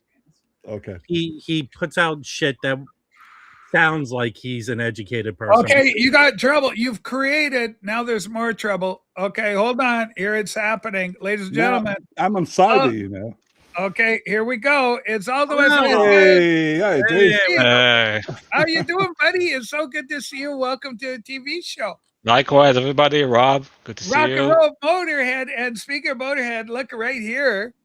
Rich had the honor of meeting the In-Groove Mike last week in London. He really is. He is Mike Esposito. That guy is solid gold. Okay, let's make no bones about it. Solid gold. I'm so glad, Rich, you were able to get a meet and greet, and and he's lost weight as well. Good. I'm so glad he got over to England. I'm envious. I would like to go. I would like to go to Israel. I would visit. Yeah. They call it the Holy Land for a reason. My guy, Jesus, I'm big on Jesus. But let's remember, Hebrews amongst us, the great patriarchs, Abraham, Isaac, Jacob, the real ones. And don't listen, I'm sorry, Muslims, but you guys show up in 632 AD.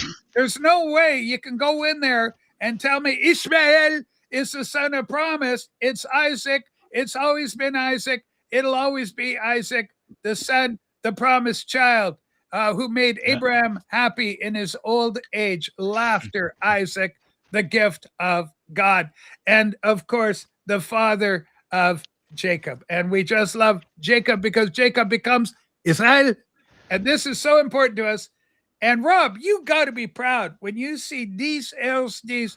You guys are related like your ancestors. You're both beautiful Jewish guys. You got 10 tribes. Rob, you could be an Issachar, and you could be the tribe of Ben, beloved Bendis. I see you as a Benjamite because the Benjamites were so cool. Ben was beloved of his father, Jacob. Absolutely beautiful. I love the stories and everything. And Rob, you can go to Jacob's well. You can actually go where Jacob drew water. Thousands of years, and it's still there, and it's still being used to this very day. And there's no other well it could be. Believe you me, history, tradition, centuries upon centuries of centuries point to the spot. Glory, hallelujah. I get excited, guys. I get excited. So I must go to Israel. I must go to the Holy Land. And, absolutely, salvation is of the Jews. Never forget that, ladies and gentlemen. So, Dees, let's do the watch of the day. Let's do. It's the same old watch, the Rolex. Okay, we're GMT wearing Master. now. How often do you swap out watches? How often does that occur? Sometimes daily, sometimes every 2 Okay, 3 so days. but we saw you last week, and you've rotated right back to that Rolex. Yes, I have some kind of affinity to it right now. I don't know. Yeah. Why? Okay. Hold on. Unfortunately, there is a comment being made. We Yeah, have can to I go to answer Rob. All right, let's take a look. In your mom's All cabinet, right. I Yeah. saw Mom's cat. birth Mom's control cat. pills, and I go, "What? This is Oh your, my why are you God. taking these? You should have taken them like 60 years ago when you squat Dave out of your hoo-ha." Oh my God. Rich is losing it live on TV, but here's the question. Dees, I need to watch in the $200. He doesn't even look at that. But okay, we'll No, see. hey. Oh, I like whoa. $200 Okay. watches. I'm not All a right. snob, but I started from that. Okay. Well, Okay. She's needing a good solid 200. She's going to write notes. do you want a metal band or a leather band? Do you Leather, want yeah. leather? Leather. She's going leather. Do you want to use it for, daily use or for like events? Daily, rubble, double use, but not. But it has to be attractive. Just It get has to be attractive. What type of I'm phone gonna does Sue have? I'm What gonna type pull of up phone? one. Okay, hold on. Dees is pulling up a watch now. This is Watch Minute with Dees Aristides. Incredible. It's see. GMT Master. Thank you for that. GMT Master. Marty traveling. You can have 3 time zones. It's for pilots from Pan Am. They made it for Pan Am. For The Pan 50s. Am pilots or Yeah. truck drivers. It's a Timex, eh? Timex Pan Am? I don't know. No, it's Pan a Am's Rolex a Pan flight. Am, but It's a Rolex for the Pan Am Timex- airplane. And Timex Dees made looks quite like a bit. pilot in that chair and with the microphone going over. Dees could I be sound like a piloting now. pilot. You Or a sound like a F1 pilot. Formula One crew pit member, maybe. If you look out the port side window right now, you're going to You'll see an Mount outsider. St. Helens. I know, Rachel. Yes. If you look at the port side window right now, you can see Dave the pickup artist. He's Ladies and taking, gentlemen, quite a taking spectacular he's sight. taking a bath in the Gulf of America. Yeah, it's the Gulf of America. I love that. Tell these to email me. Okay, Dees, we're going to, can you email Sue the link? I'll give you the link. I'll pick up a few options and I'll send you. Okay. Okay, here's the deal. Here's my email. You know my email, but you Yeah, got I have Sue's. Dees, you have it all. You do it all. Holy Thank you. fuck. Yeah. Hey, Dees, Intelligent. do you like watching the movies or anything like that? Are you I a love television movies. guy? I wanted to comment on 40s Marathon Man poster. Yeah. Okay, Marathon Man, great movie. Yeah. Very difficult for our Jewish friends to watch. Dentists. Well, the worst kind of dentists are Nazi dentists, in my opinion. Okay, Rob, go ahead. Can you highlight the moron's comment? All right, we got a comment coming in hot and heavy. This is from our beloved Picky Uppy. Yeah. Okay. Dave has a medical alert watch. Okay, medical alert. Typically goes off when his blood sugar's off. Blood sugar's off, And it fatty just liver. It just says ragu. Ragu is the one that's going to take it down. I changed to the Marathon Man poster in honor of Joe Mayo because Joe Mayo is on the verge of having to do some heavy dental work. So that's for Joe. Okay, ladies and gentlemen, David Atkinson, make sure you catch up with all the quiz episodes on Jack's Vinyl Voyage channel.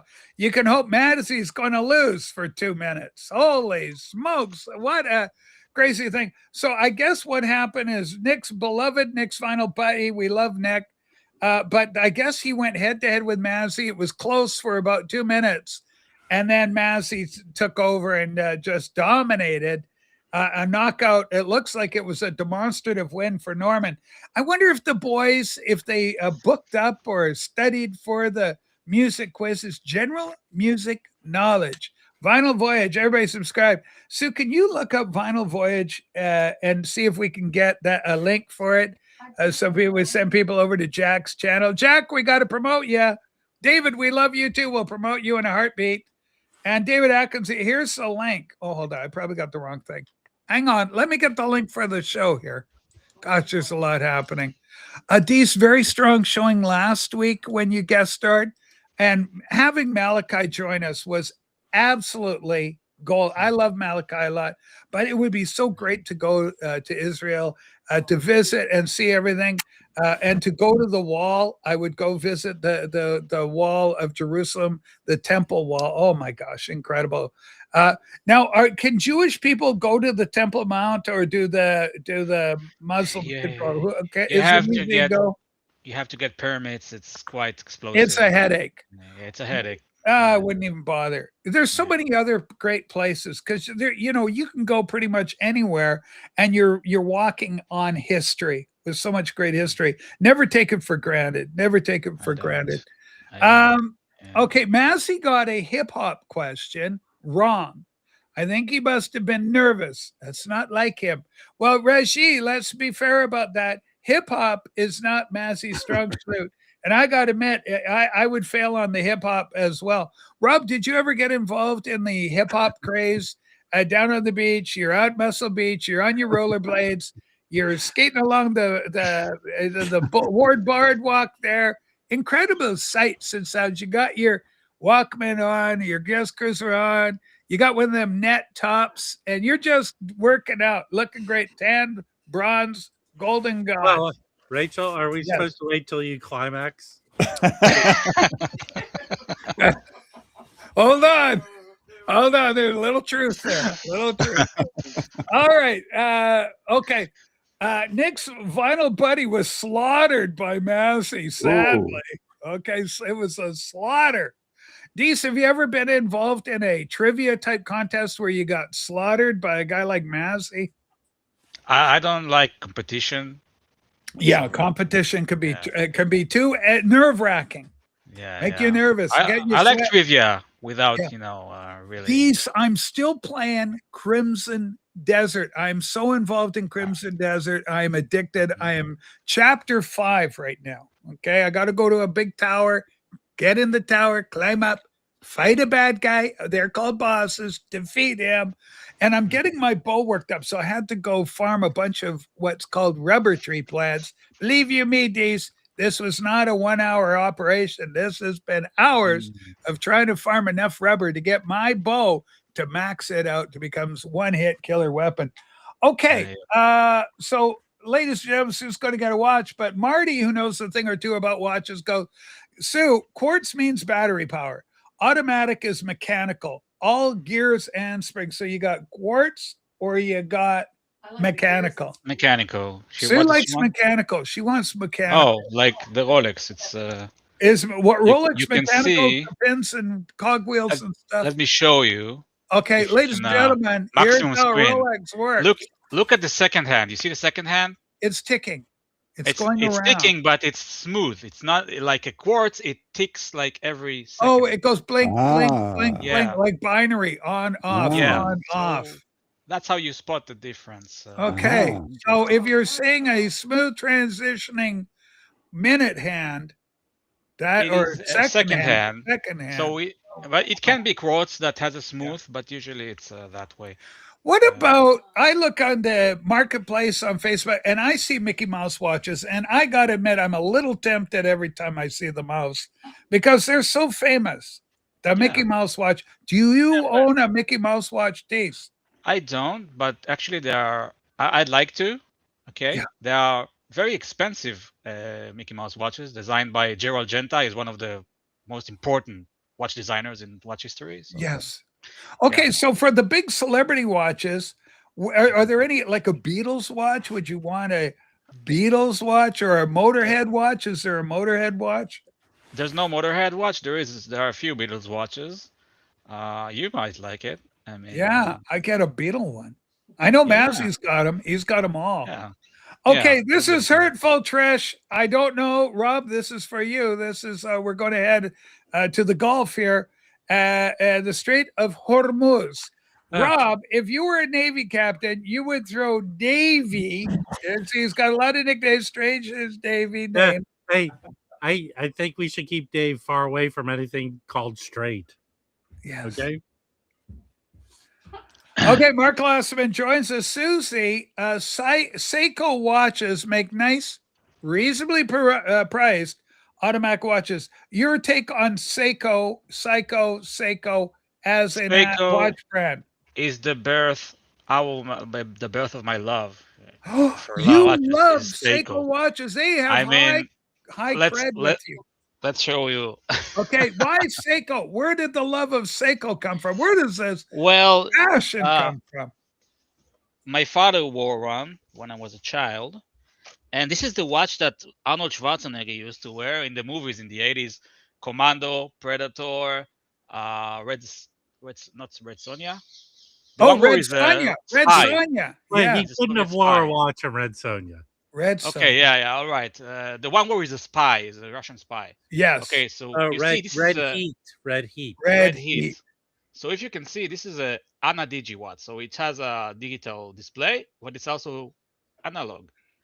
And It's it was a all the rage combo. in the 80s, right?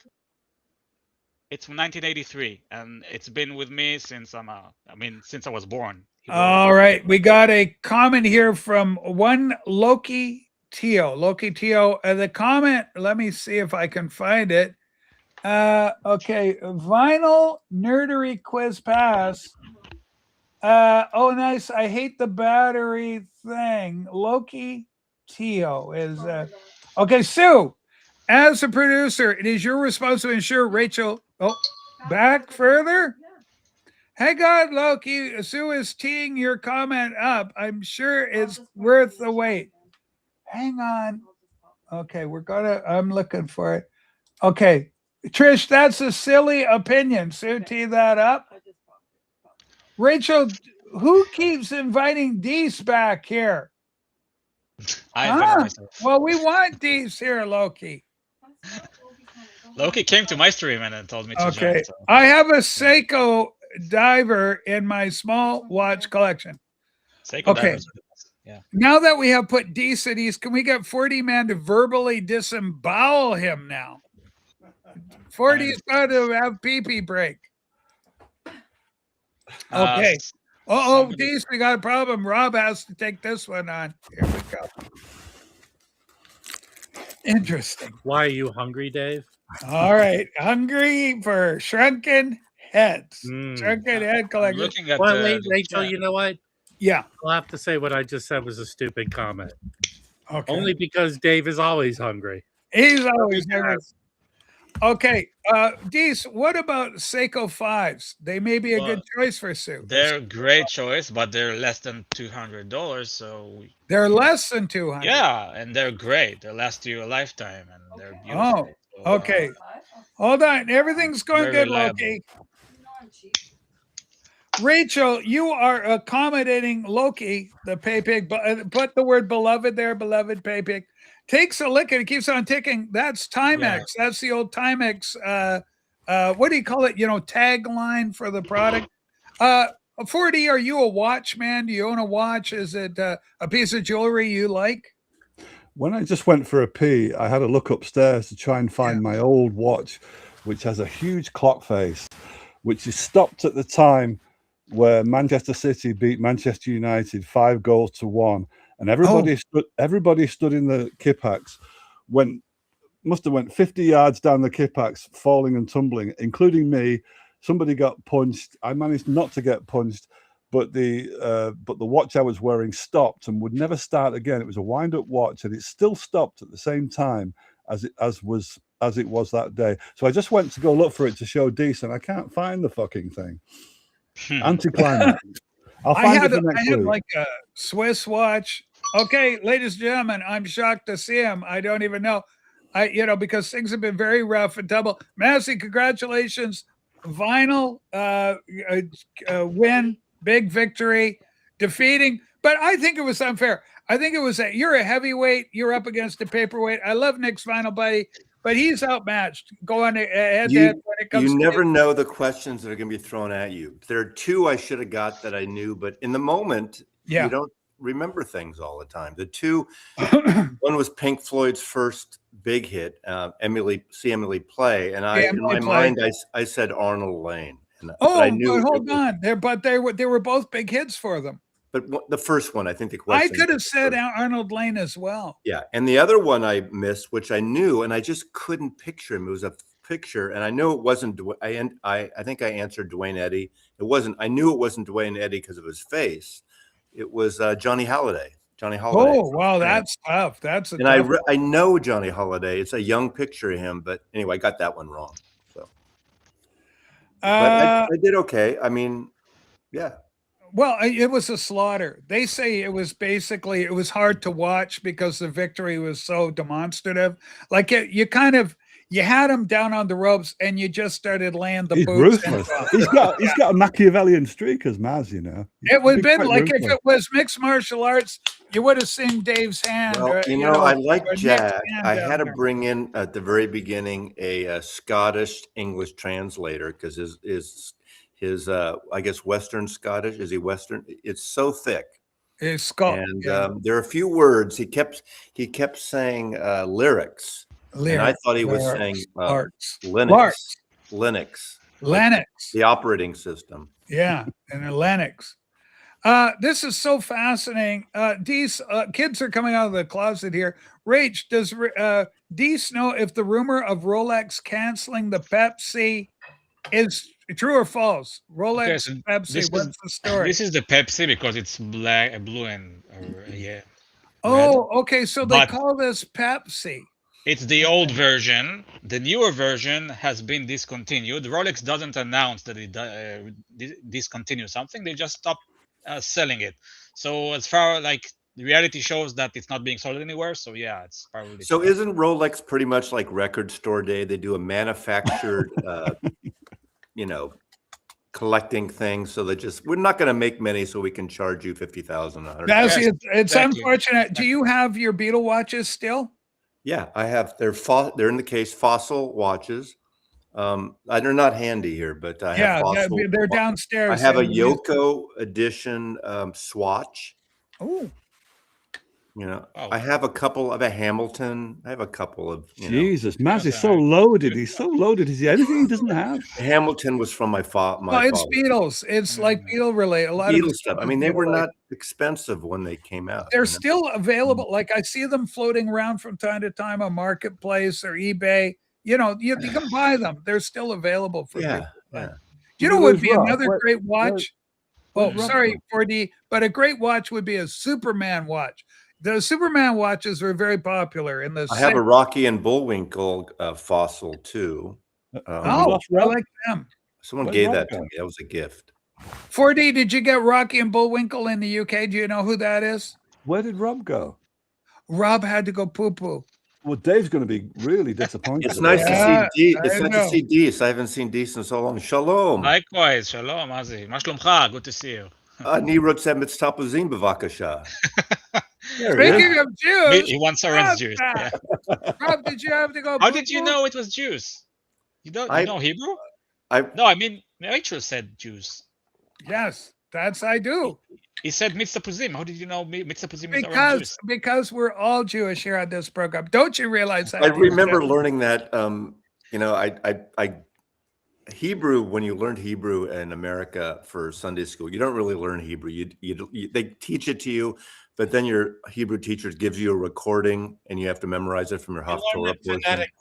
But when I went to Israel and we stayed we were in the Tanya all the time. That's the thing we learned. That's the only thing we learned.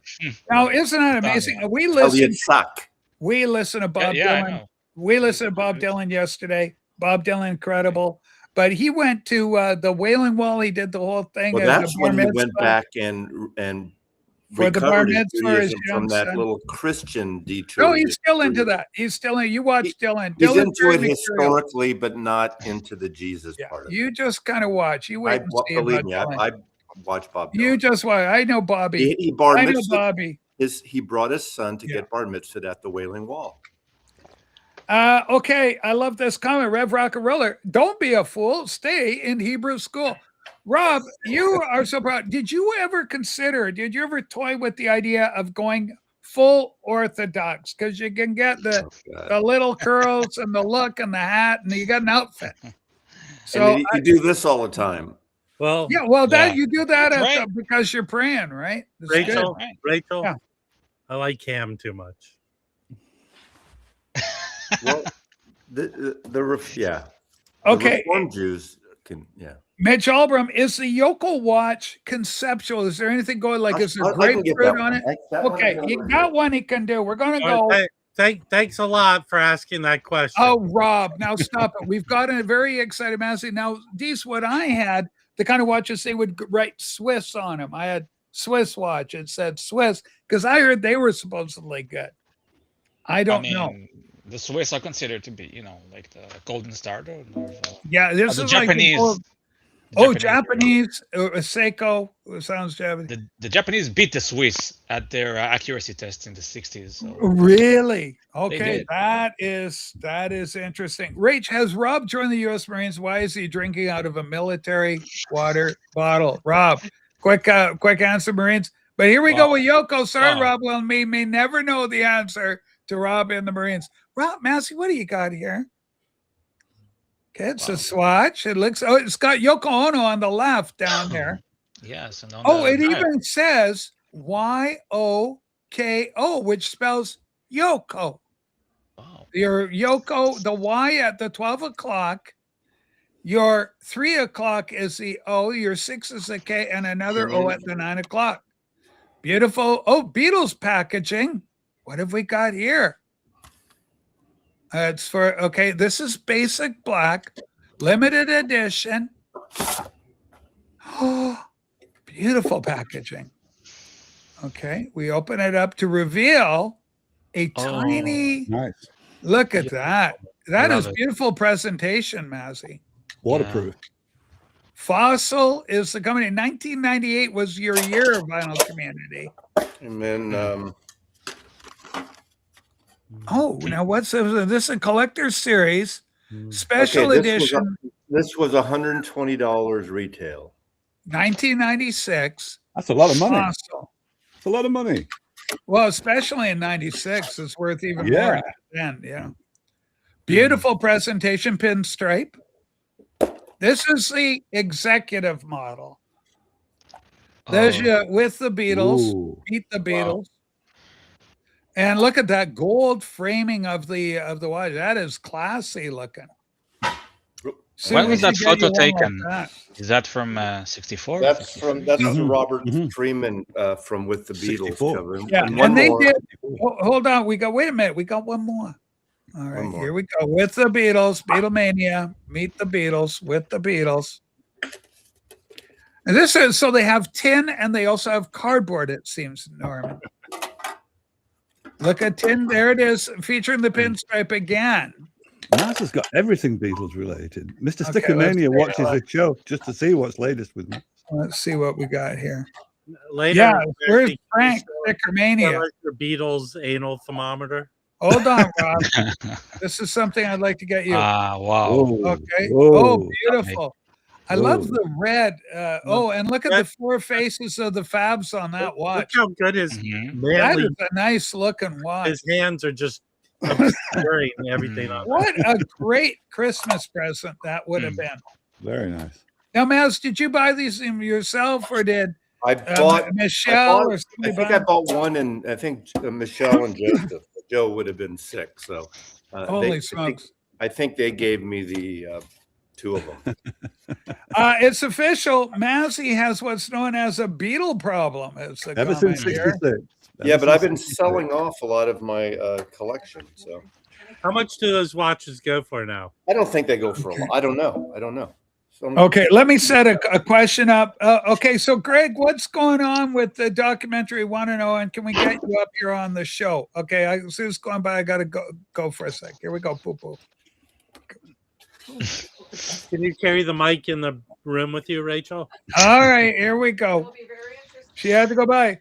Rachel, I got a Swiss watch. This is Renee who's got his watch. Hey, hold on, Rachel. Better to have a yoke. It's better to have a Beatles problem than a Trump problem. I'll put it that way. All right, Massey, feeling it. I'm afraid that Renee doesn't have a Swiss watch. He just is wearing a piece of Swiss cheese around his wrist.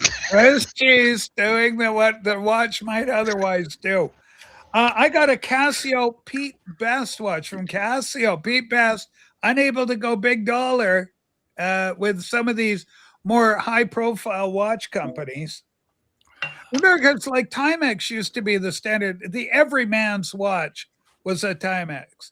And the commercials where you could go skydiving, you could go in a kayak, you could go ride a horse, the original. and your Timex would take a kick. John Patrick Swayze. John Cameron Swayze. John Cameron. John Cameron Swayze. Yeah, sorry. I'm sure there's a Trumpy Bear watch. I'd like to get one. Something Mazzy might want to get for my birthday. I would love Rachel, that. You know, those Trump watches. Actually, I have a story about Trump watches. Okay, I'm curious about that. Not joking. Yeah, but those Trump watches are only correct twice a day, Rachel. They're only correct twice a day. You got to be very careful about them. Here's the story about the Trump watch. So a pal of mine worked on. His friend met with Trump. Yes. And when he went into the office with Trump, he goes, "You're looking at my watch." He goes, No, I'm not looking at your watch." He goes, "It's a great watch." He goes, "You're looking at it." He goes, "No, I'm not." And he goes, "You want it?" And he goes, Not really." He goes, "Take it." So he takes the watch off and hands it to the guy. Yeah. And he pulls the drawer open, and there's just a drawer full of the watches. I love that. The guy wore the watch once. Yeah. And it turned his wrist green. Oh my God, you got to be careful about that. Yeah. Dees, why does that happen? The chemical reaction of your wrist can go green. Also, I find the leather can make your wrist smell like old leather. It can be quite green. I prefer metal bands and I would go metal, all metal. Rubber bands. Yeah, I don't I like leather bands. Okay, Archie, come on up. And I like the Hamiltons. I like the horizontal frame, not the round frame. Mazzy, I can't say anything, and this is for Rob too. I can't say a single word, but I want to ask you guys, have you heard something that is so good musically that maybe we got a quick inside lane on that was absolutely amazing? I heard it and it sounds so good. I'm excited, but I can't say a thing about it. Okay, hang on. Okay, I had to go back because every time in the old days it would just make my screen go small, but now it removes me right off the screen if I minimize. Are you talking about all these fucking YouTubers that are putting out their own records? That shit. Okay, well, it's not. I'm kidding. Now, if David is watching, David reached out to me. I wasn't around, and I got the message after, and he emailed me. I haven't emailed him back. Pedrosian, I thank you for the message. Sorry I didn't get back to you from yesterday, but that's another one. First Boy on the Moon's got a new album. He has a record coming out. We know our friend Louis has a record coming out. Louis got one coming out. Yeah. We know. Well, Joey and Seven Horses got one coming out. There's no date on that, but Yeah, but they're recording. We know they're in the recording studio. Cool. And then we got Project Gemini's going. Okay. We got our friend Dagon, who is one of the YouTuber guys, just out of our community. He's a very good musician. I mean, and then of course David Donnelly, our good friend David. He's always seeming got something going on. Now he has taken a bit of a break. Ringo's got a new album. Got a new album. Have you got the new album? And what did you think? It's pretty good. I mean, it's a good country Ringo album, and I like it because it's more country than the last one, which looked more country. And I like when he does more country because why do faux country if you're going to go all in, but it's in a good way. Yeah. It's not a groundbreaking record at all, but T-Bone Burnett's a good producer. It's okay. Let's do this. It's unnecessary, but it's a Ringo album. Okay, I'm going to do something. I'll probably get some of my friends on here. Rachel's Ghost. I'll probably write a song. Maybe use.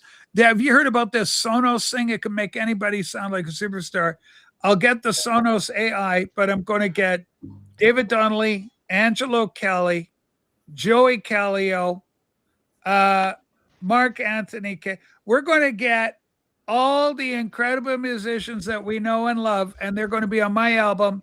I'll be doing the heavy vocals on it. Mazzy, you're welcome to be backup singer. That would be a privilege and honor. And I'm going to release. I'm going to do what Project Gemini did. I'm going to do 100 copies. Each will be autographed personally by me. and it's going to be called probably something like Songs of Home, something earthy, something everybody can gather around on. But it's going to be very accessible. And I think, if I dare say, I'm pretty good with a hook. Here's one of my famous hooks that I put in a song. Just let me tell you. Do do do do do do do do do do do do do do do do. See that? I wrote that. That's what you call a hook. Gets your ears, real earworm. And if I get some good lyrics around that, I could get Dagon to help with the lyrics. I feel that we've got a hit, quite frankly. It's got a hook. And Mazzy, dare I say, on my album that people are going to be able to buy, I am going to do a cover of your song with your band when you were 10, 12, somebody like that. I will cover your song. And I think we're going to get second life into your song because it's going to sound so good. And anyway, the PB song, we do the PP song from the wonderful Angela Kelly. Will include it on the album. I tell you, guys and girls, would you be willing to pay big bucks for my album? $70. No. You can have that copy of that album that I'll be producing and putting out. $70. I can do that. What's the one where they do?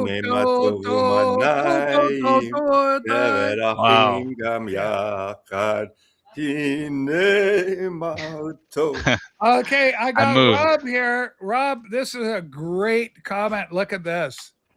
Okay, take a look at that. Okay, thoughts? Congratulations, Renee. All right. So what's happened here is Renee has sent a watch. Let's take a look. Hold on, Dees. Dees, this is for you. Rob, obviously you're going to be excited about this. Yeah.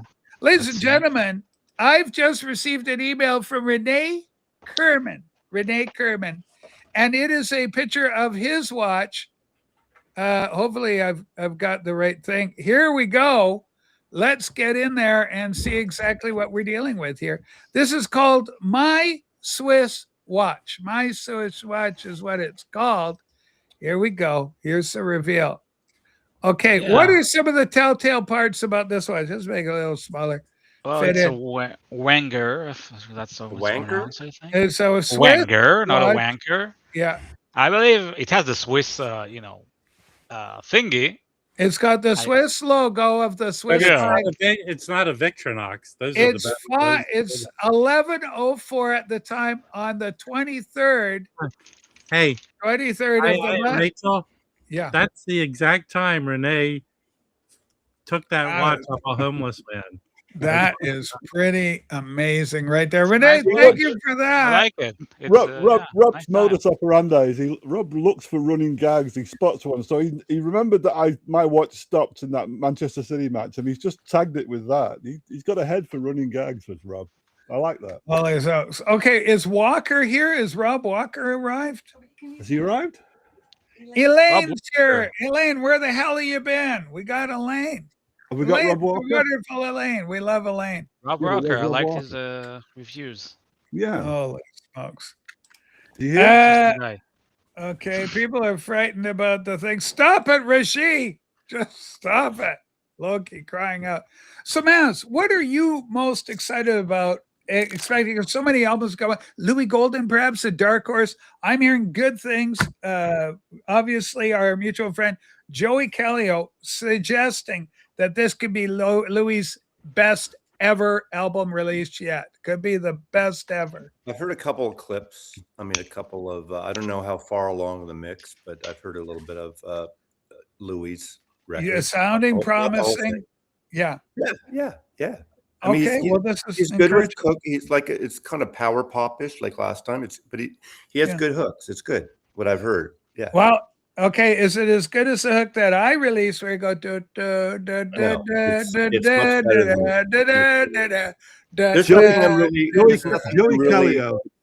nothing I'm really excited. Joey Callio has got something in common with Michael Pilmer.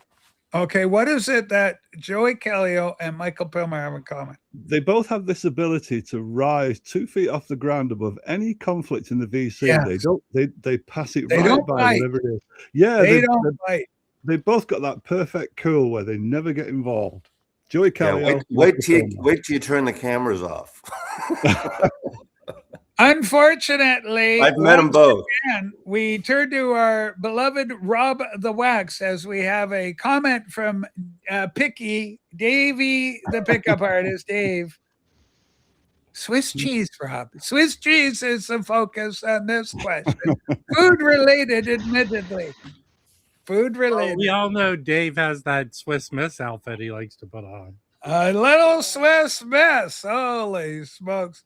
I'll tell you what, if you're really interested in the YouTube numbers racket, if Rob the Waxed and Dave the Pickup Artist ever on screen co-hosted a show, it would get record-breaking numbers. Oh, I doubt that. Oh, yes, it would. People would tune in to see how long they could last without conflicting. Ladies and gentlemen, direct from somewhere in Baja California, it's our man on the road. It's Marty. He's not in a truck. He's on a motorcycle. Marty, you're looking tanned. You're looking absolutely fantastic. I hope you're having the very best trip and that it's better than you could have. Did you go to a cockfight last night? Looks like you just went to a cockfight last night. No, there's been a lot of tacos and tequila, so I'm a little bit. I feel like a little bit drugged through a knothole. God! But it's been great. Look at this little community that we're staying in. We're in La Paz. La Paz. Yeah, it's been fantastic. Beautiful. An American in La Paz, kind of like American in Paris, just not as many letters. And fantastic. So, are you now? Do you speak the lingo? Do you, how do you put it? What's the word for? Do you speak Spanish? Habla español. Poquito. Yeah. Just a little bit, enough to get by. Okay, we're going to go Rob because Rob's fluent in the language. Rob, un poquito hables un español. Breaking news. No. Breaking news. There's an album. Remember we were talking about albums coming out in the albums. We're talking albums coming out. Yeah, there's a new one coming out. What's the new album, Rob? Take a look. Oh my God, Dave! By request. This looks like a 1974, Marty. It sure does. That's maybe more like 76. Holy smokes! Doesn't it look like someone's trying to take a poopy right there in that photo? It's a questioning expression. The expression is one of questioning. Holy smokes. Rob, that's fantastic. I love that album. So Marty, you're engaging, you're talking to the locals about chickens. I assume there's probably a lot of talk about un poco pollo. Pollo. Hable, necesito pollo para mí. This kind of thing. La Paz is a big town. It's a big city, but we were camped in a really cool place called Mulaje for 3 days. And it's just kind of a local community. We hung out there. There was lots and lots of chickens. Yeah, roosters all morning long. Okay, have you looked for any Mexican pressings on albums? I have. I'm trying to find something for Vinyl Piper down here, but there is no. The only place I found records in La Paz here was at Sears. Sears is still a big thing down here. So they got Sears Roebuck in Mexico. Apparently, Loki informed me that it was bought by some other company, but it's still branded Sears. I think I was surprised when I went to Canada. The Sears there are like really nice. Yeah, this was a 3-story building right here in La Paz. Very nice. They even sell motorcycles inside. They had it. We used to have a big store. Department stores are a thing of the past. Like they're gone. You might be looking at the wrong section. So we don't have Sears. We had Sears, and instead of Sears Roebuck, we had a guy named Simpson. So this Simpson guy bought in and partnered up with Sears in the U.S. and it became Simpson Sears in Canada. Is how we knew it growing up. You got to look. You can say Sears. People knew who you were talking about. Well, you know what? Even though Floyd Rosa, you got to look under. That's Pink Floyd in Spanish. So you're right. Pink Floyd. Yeah, it was all new stuff. Okay, I love Eddie Perez with a cautionary note. Please don't ruin my answer. Not only is I'm your trying answer, not to, Eddie. I'm really trying not to. It's me. He's talking to me. I'm so sorry, Eddie. I'm trying my best. Sears are long gone from Canada over 10 years. Yeah, it's been a long time. But, they were a going concern. Hold on. Rob knows a little something about shopping. Go, Rob. That's sad news, especially for Dave, because Dave used to like to go there and take pictures up women's skirts. And He would be at the change room causing trouble. Hey, I got a question for Dees real quick. Okay, let's do Dees question. Watch. I brought my travel watch. Dees, do you know what this is? Hold on, let's make you beg. Hold on. It's Zodiac, isn't it? Yeah, Okay, it's a sea dragon.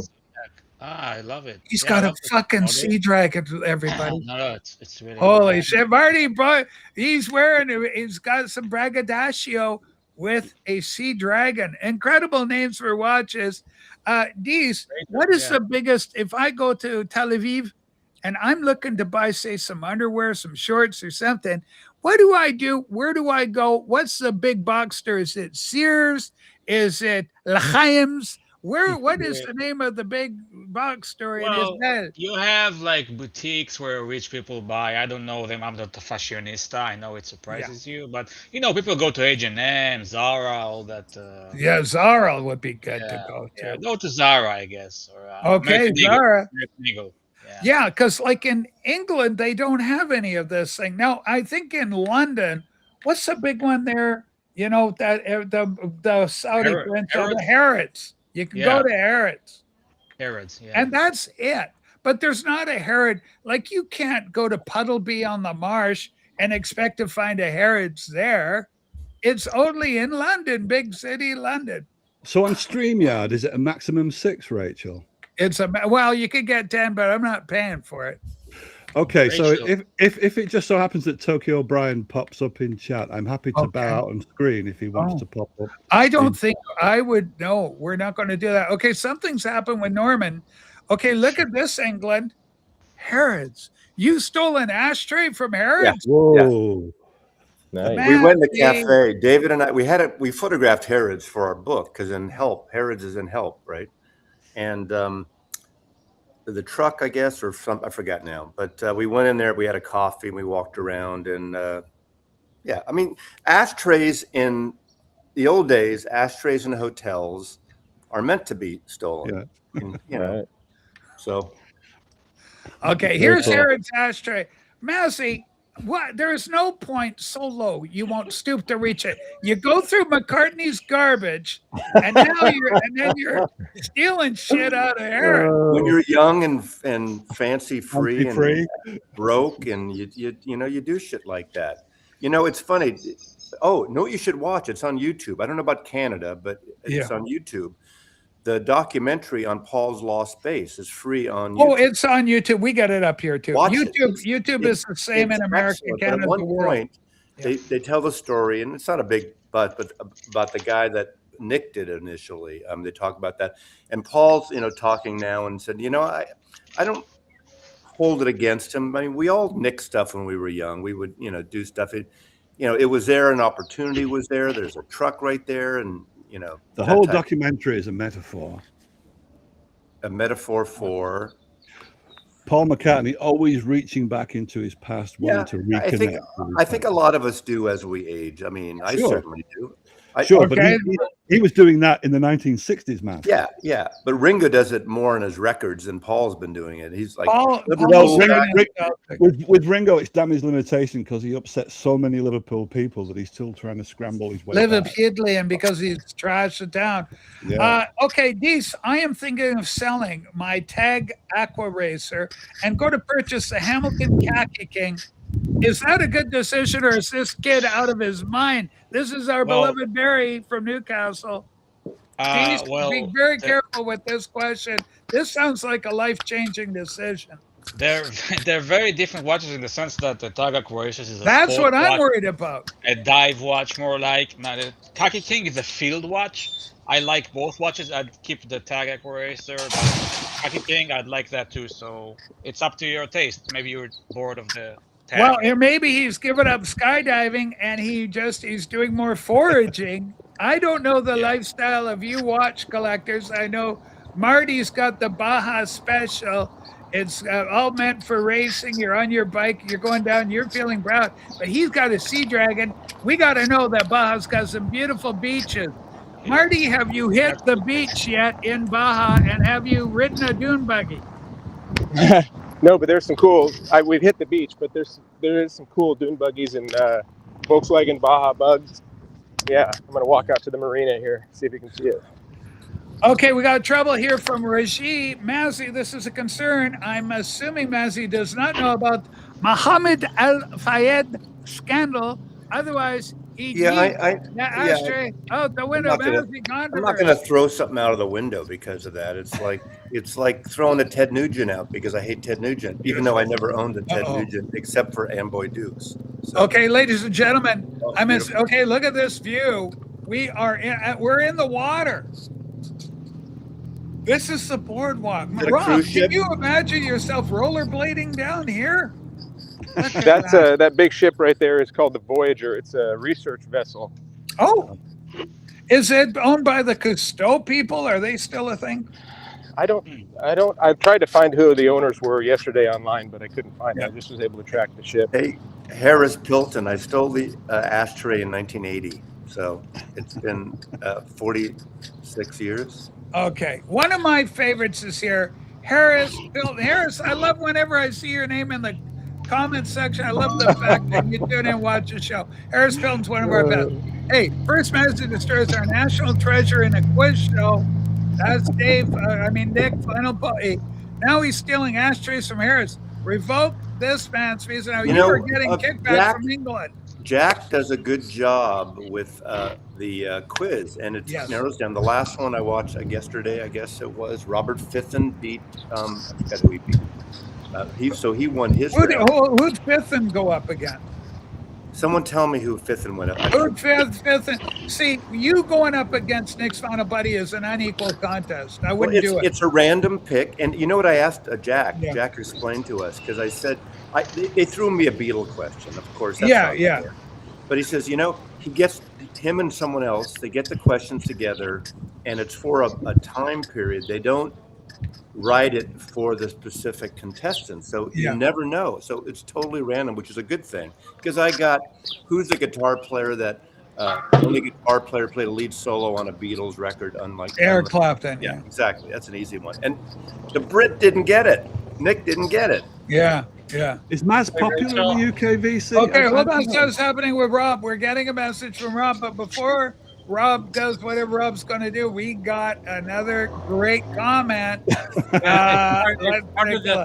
part of the double feature where the other movie is The Lost of Your Mom's Market. Rachel. Rachel. Oh my God! Yes, Dave's mom's Merkin was stolen years ago. Holy smoke! The pickup Tourette's guy and Rob have this separate. They need to kind of get a room and do their own thing. Don't you think?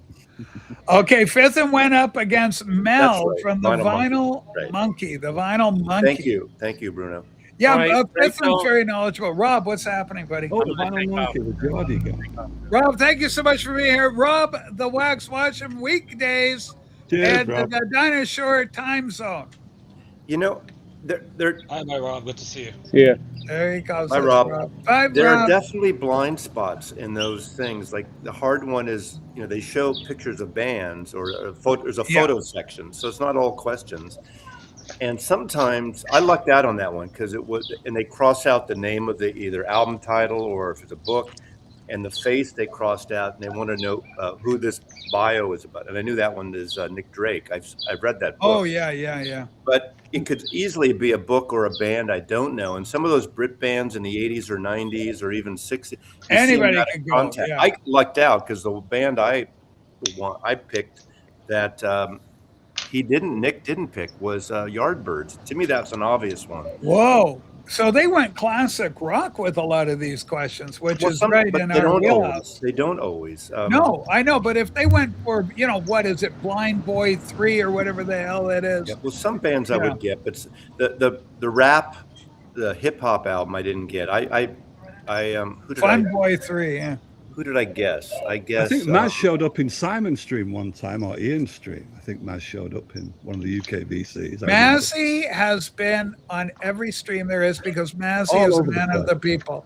Man of the people. It's so funny, but you say that because if you're damned if you do, that obviously. Right. Yes. Right. And there's people. Oh, they're not part of the VC because they don't participate. Well, I fucking participate. No, you got a good reception, I think, Maz, at the time, didn't you? When you showed up, you got a good reception. Which stream is that?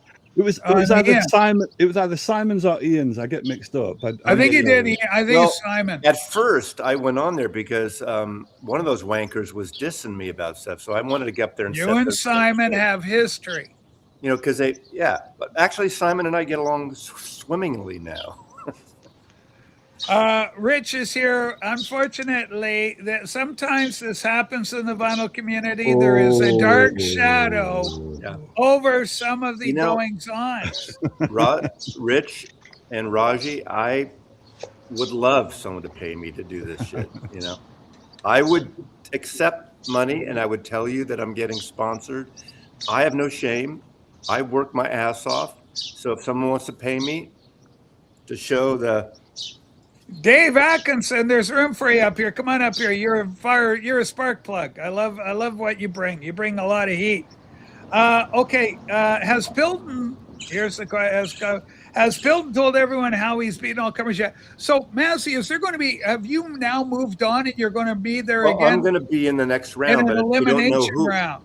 They haven't finished the first round yet. Sounds like a pyramid scheme of some sort. There's one or two more who haven't been broadcast yet. Yeah. Who else won? Madam Sin won his round. Sin's involved. Okay. I'd like to go against Sin. Sin knows a Sin's knowledgeable. Look out for that. But, you know, I think he's the ringer. We all know different things, although he has a good grasp of. He's a well-rounded guy.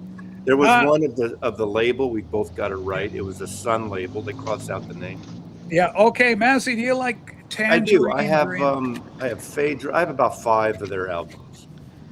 I got one. Sorcerer soundtrack, but I'm not all in on Tangerine. Oh, Dees, go ahead. What's happening? I mean, the soundtracks they made, in the 70s, 80s. Yes. Sorcerer, Thief. Yes. The one about the nuclear bomb from 1988. What's the one? Tom Cruise movie. Yeah. Risky business. Love on a Real Train.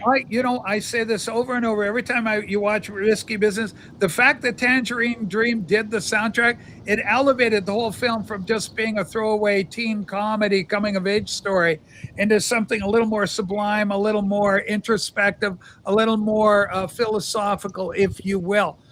Marty, Tangerine Dream, are you a fan? Yeah. Phaedra is from '74, and they also there was a re-release of a live set they did, I think in was it Poland. Montreal or something like that. Yeah.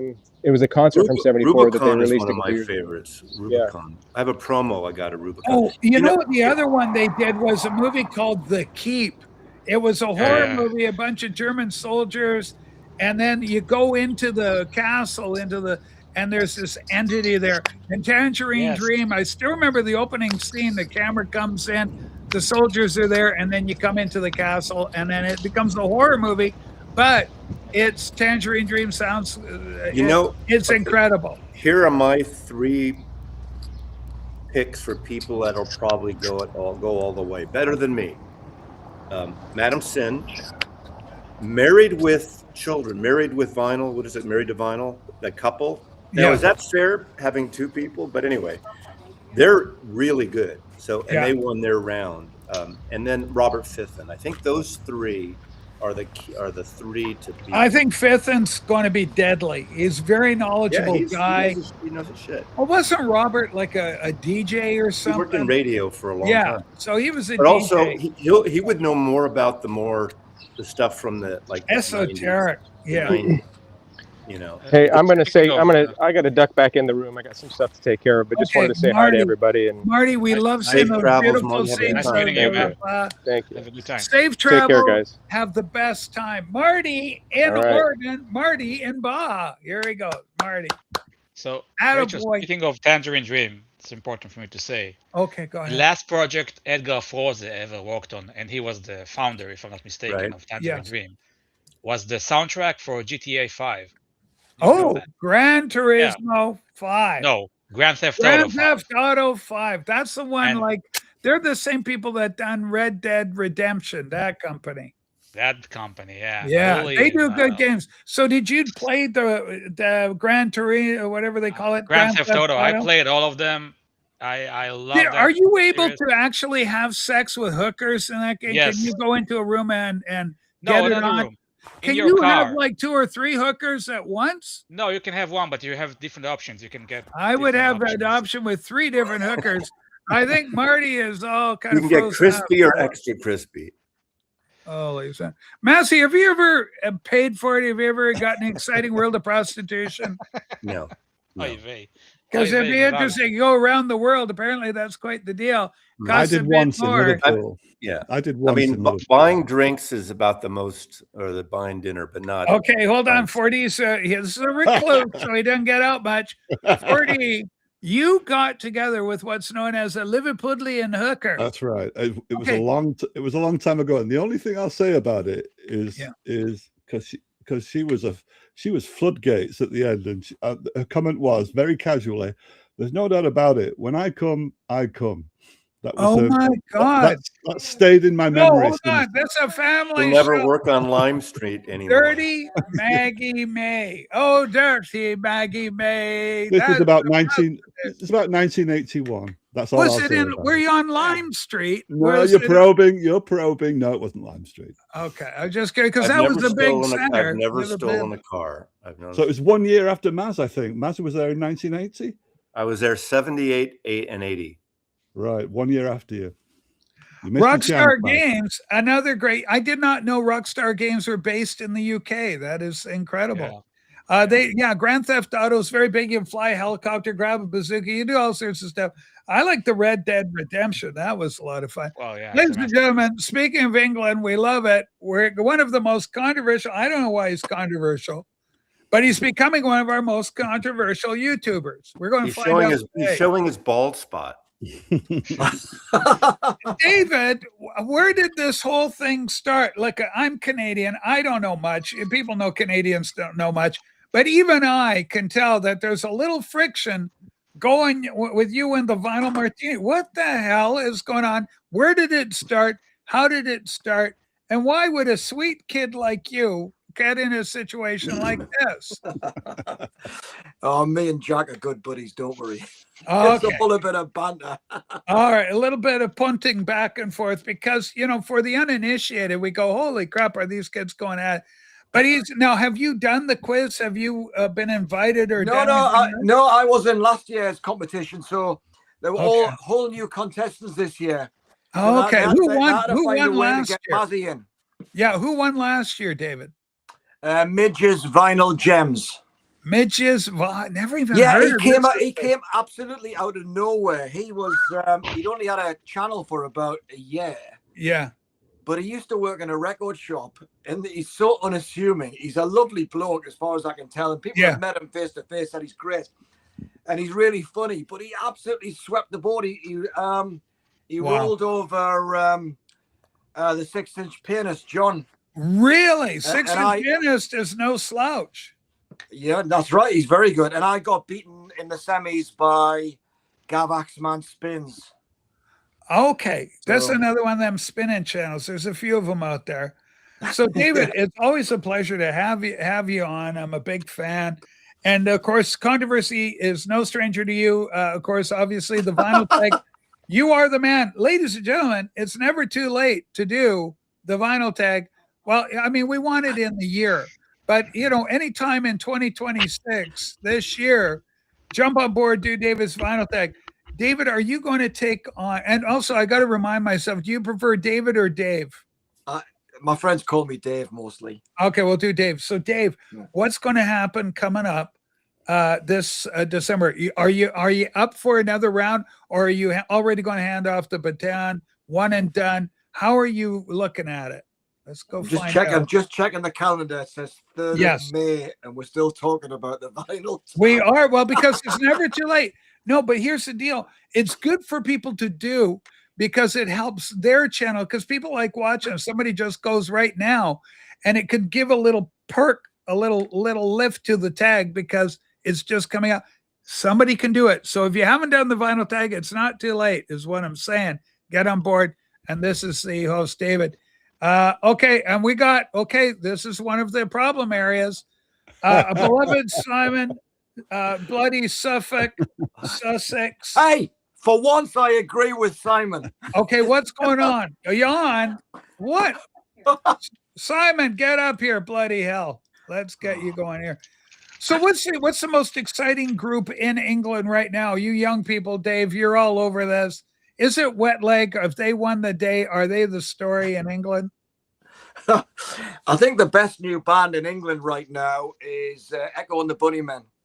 Echo and the Bunnymen from Liverpool. Holy smokes! Now they're a storied 1980s band. Rob Walker's favorite Liverpool band from Liverpool. Yeah, they're his favorite band from Liverpool. Yeah. After that, I'm a bit sketchy. I am David's Clute. destruction of Rob Walker. I am Clute.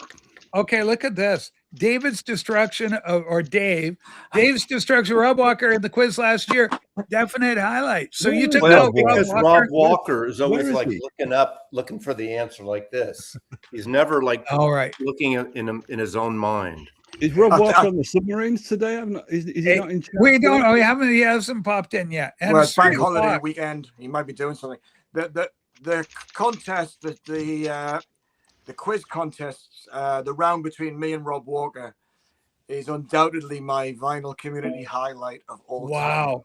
Yeah. So funny. Now, what, David, when we look at Dave, and when we look at what as you look back on the tete-a-tete with Walker, what was the advantage? There were too many non-Manchester based, non-Mancunian focused questions that gave you the victory outright, or, oh, where's Salford? Oh, that's not a question. Sorry. And then Rob's out. And you nailed it on like if you ask Jack of the Final Voyage, he'll tell you that it was my superior hip hop knowledge.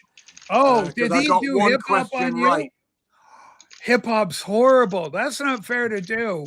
I mean, but mine was a total guess. But the whole thing, the highlight is not my performance. It was Rob's performance. He was hilariously unhinged. It was so funny. Yeah, I don't know if I like that. I don't like this category. I would, and country music also. I could do country better than hip hop, but hip hop would be a no go for me. I would just. I could do country. I could do a good amount of soul. I could do jazz. I could do some soul, not much. There's some newer band, but I know some newer bands. Rock. I'm pop rock and Beatles. You know what it is? It's just you just never know. It just depends. Yeah.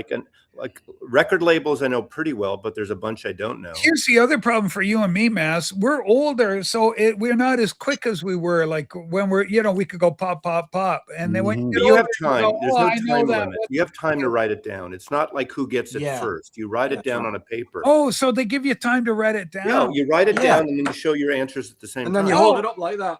Oh, I like that. That's it's great. handy. So it's not a time. Actually, like thanks for doing that, Dave. Pushing the button to answer first. Okay, yeah, you don't want that rapid fire Jeopardy kind of thing. But let me tell you two things that I understand.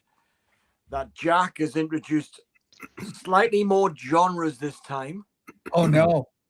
Oh yes, and although not really jazz, although you had a Sun Ra question in the last bout. But no classical, nothing like that. So the broader the genres, the more it will appeal to the generalist, elderly or older participant. Like I would think go ahead. The second thing is that Jack is giving me a clue that he's going to try and speed things up a little. So he's going to put a little bit more time pressure. Just in response to what Mazzy's just said there, that you've got time. I think he's going to try and narrow that window a little bit. Just to keep it moving along, maybe. The one problem that happened in ours, there was a major error that he made, that we all made. He had asked questions, Too Much on My Mind, that Elvis did. Who wrote the song? What country singer wrote the song? Right. I won. Willie Nelson. That's who I answered, and I won, but he didn't write it, it turns out.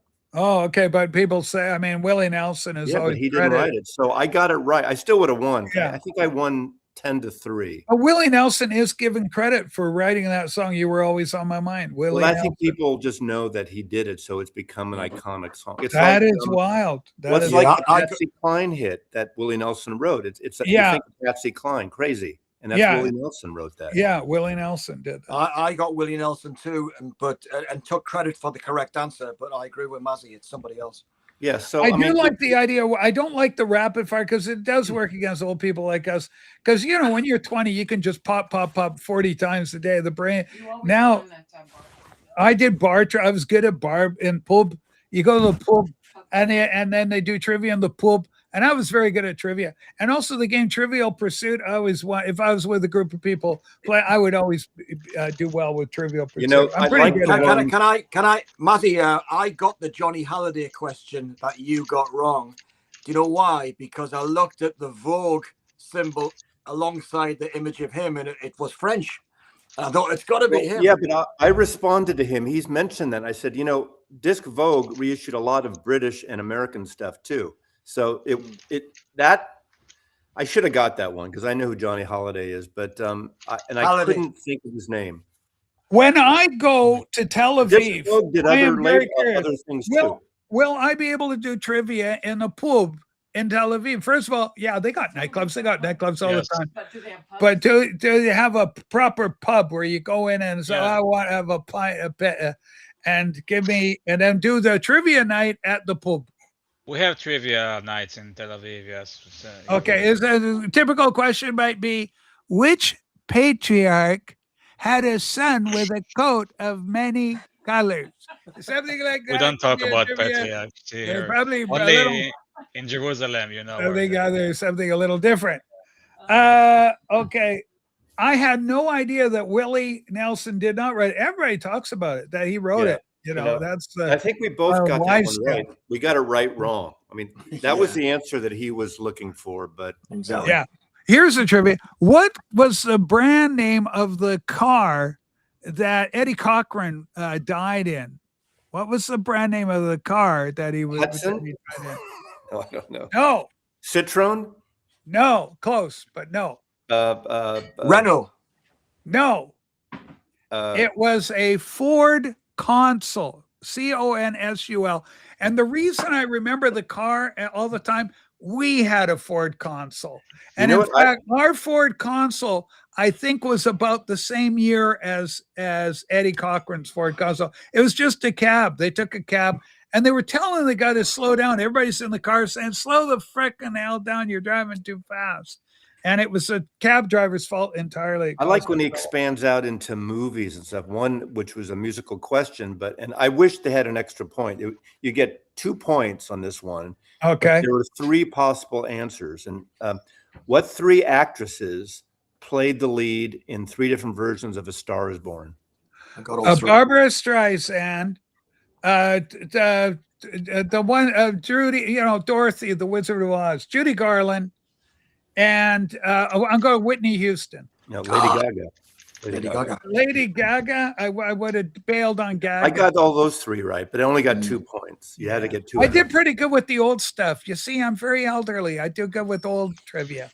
Don't be greedy, Mazzy. You're already miles ahead at that point. Yeah, you never know though. You never know what the next questions are gonna be. Well, yeah, I mean, respects. See, Nick's final, but he'd be strong with the specials and all that ska. Well, I know the specials and Selector. Yeah, he would have kicked your ass and the two-tone stuff. I know, maybe not the detail. I couldn't name any of the guys in the band. I don't think. How many times have they done the jazz singer? Right, Al Jolson, Neil Diamond. Neil Diamond did it, and then Laurence Olivier was the manager or the father of Neil Diamond. Any Shakespeare questions? Is England? Not this time. Like Shakespeare. That's spoken Shakespeare. What Shakespeare passage is at the end of I Am the Walrus? Or Strawberry Field? Which one is it? We're happy to do it, Jack. It sounds like a lot of fun. King Lear, I think. Yeah. I like the idea, Jack, where you don't have to villain. You don't have to punch in super rapid fire like Jeopardy. Oh, I love that. That is a great thing. The Tibetan Book of the Death, King Lear. Oh, untimely death. And is he dead? Is he dead? Bless you. Is he dead, grandfather? Bless you. But anyway, I love all that Shakespeare stuff. I've been working on the Hamlet soliloquy. To be or not to be, that's the question. Whether 'tis noble in the mind to suffer the slings and arrows of outrageous Vinyl or to take Voyage. arms against the sea. I reposted the link on my channel after the thing. Go subscribe to Jack the Vinyl Voyage and watch these. They're fun. They're fun. It's, You know, it's the best thing in the vinyl community in the last 2 years. It's absolutely and it hilarious. brings people together, and it's not violent. There's no sore losers or asshole winners that I've noticed. Apart from me. He's referencing Trumpy Bear. And poor Massey, you are in for such a rude awakening and all that. Hey, I didn't want it to be a quiz based on who had the fastest internet. Yeah, not just that, or the fastest. Some people are just young people are quicker. Like Harris and it's smart. You get Pelton, It's he's smart. so young. It's smart. He's not doing it live because then people would write in the comments and the answers, and it depends on the question. So it's perfect that it's taped. Yeah, I love the way they do that, and there's no cheating that way. But here's the deal: what I like about the whole thing, and why I like, not everybody's got a mind. You've got a similar mind as me in this regard, Maz. We both like trivia. Like it just, that's an interesting tidbit. That I find that interesting. By the way, I got it up on the counter. I'm rereading Richard Diallo. The Longest Cocktail Party, The Insiders, The House Hippies read on the Beatles. It is so well written. It is such a fly on the wall experience of crazy Beatles at Apple Corps and the madness and the money and the incompetence of it all and the excess of the lifestyle and everything. It's all there. It's just glorious. It's an incredible read. The Longest Cocktail Party. I thought it'd be a bunch of bagpipe questions. I got a question for Maz. Got a question. Okay, question for 40 for Maz. What model British car knocked me over in 1971? Knocked you over? Yeah. A Jaguar XKE. No, I'll give you a clue. It was the same model car that Basil Fawlty gave a good thrashing to in 1975. Oh, it's like a Mini Cooper, something like that. A Peugeot. What is it? Peugeot. A Peugeot? No. British car. Oh, British car. I'm going to give you a damn good thrashing. Yeah, I remember he's got the branch. He's got the branch. Yeah, that's right. Right outside. Same car, same color. The end, outside the end. end. What was it? Somebody in chat will get it. I'll let somebody in chat. I don't know what it is. I don't know that. Everybody should remember Fawlty Towers. Rachel, is the book is The Longest Cocktail Bar? They're totally two different books. Mazzy's book is a Beatles spot and location. My book is outdated, and but if you want, Mazzy's book is actually a really good historical record of a Liverpool that no longer exists. Yeah, there's a few. It's a really good book. It's a really good errors. It's a really good book. We got the picture wrong for George's childhood home. Shit happens. And we put Paddington Station for the train station in Hard Day's Night. It's totally wrong. I'm glad to have Mazzy's book, even though it's missing 8 pages. I'm glad to have it. It's missing 8 pages. Yeah, you can find it cheap. Columbus. I know. Columbus Books. Archie, get up here. Did a British edition. Come on up.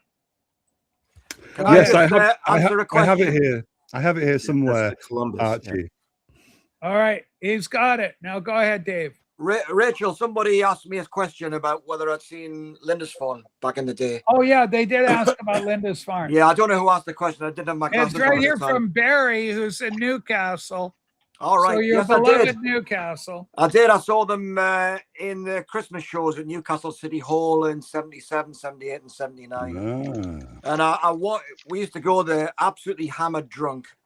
And we used to carry balloons and everything. And one time I walked halfway down.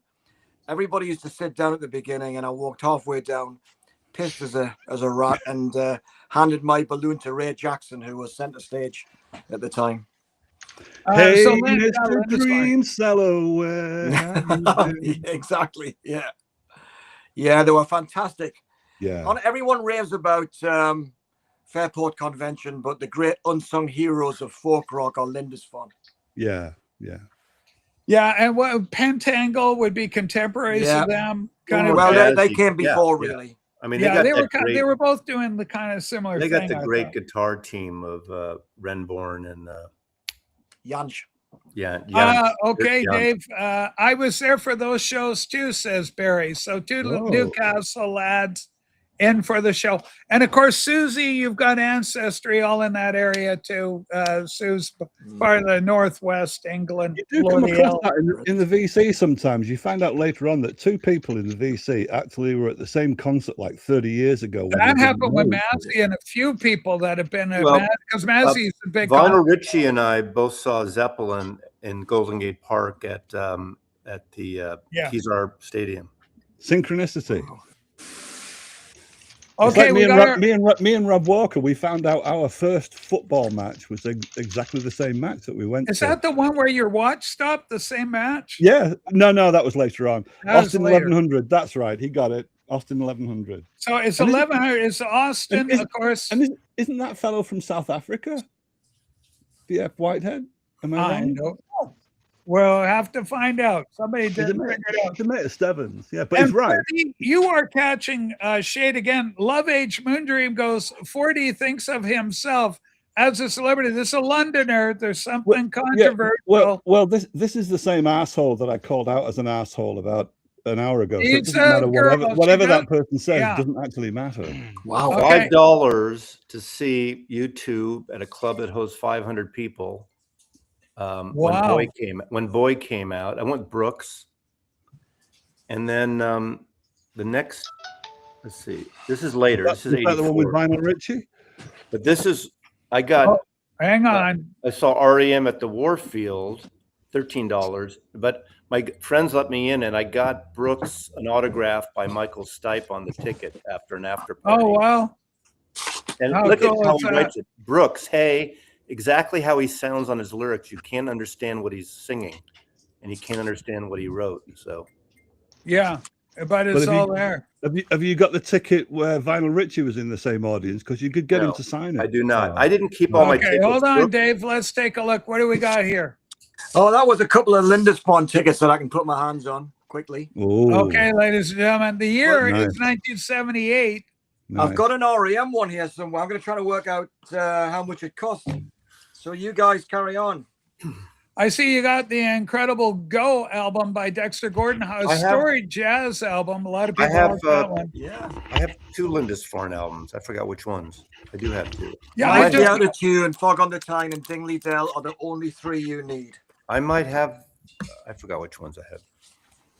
Yeah, I think I've got the one from them, Full House or whatever they call it.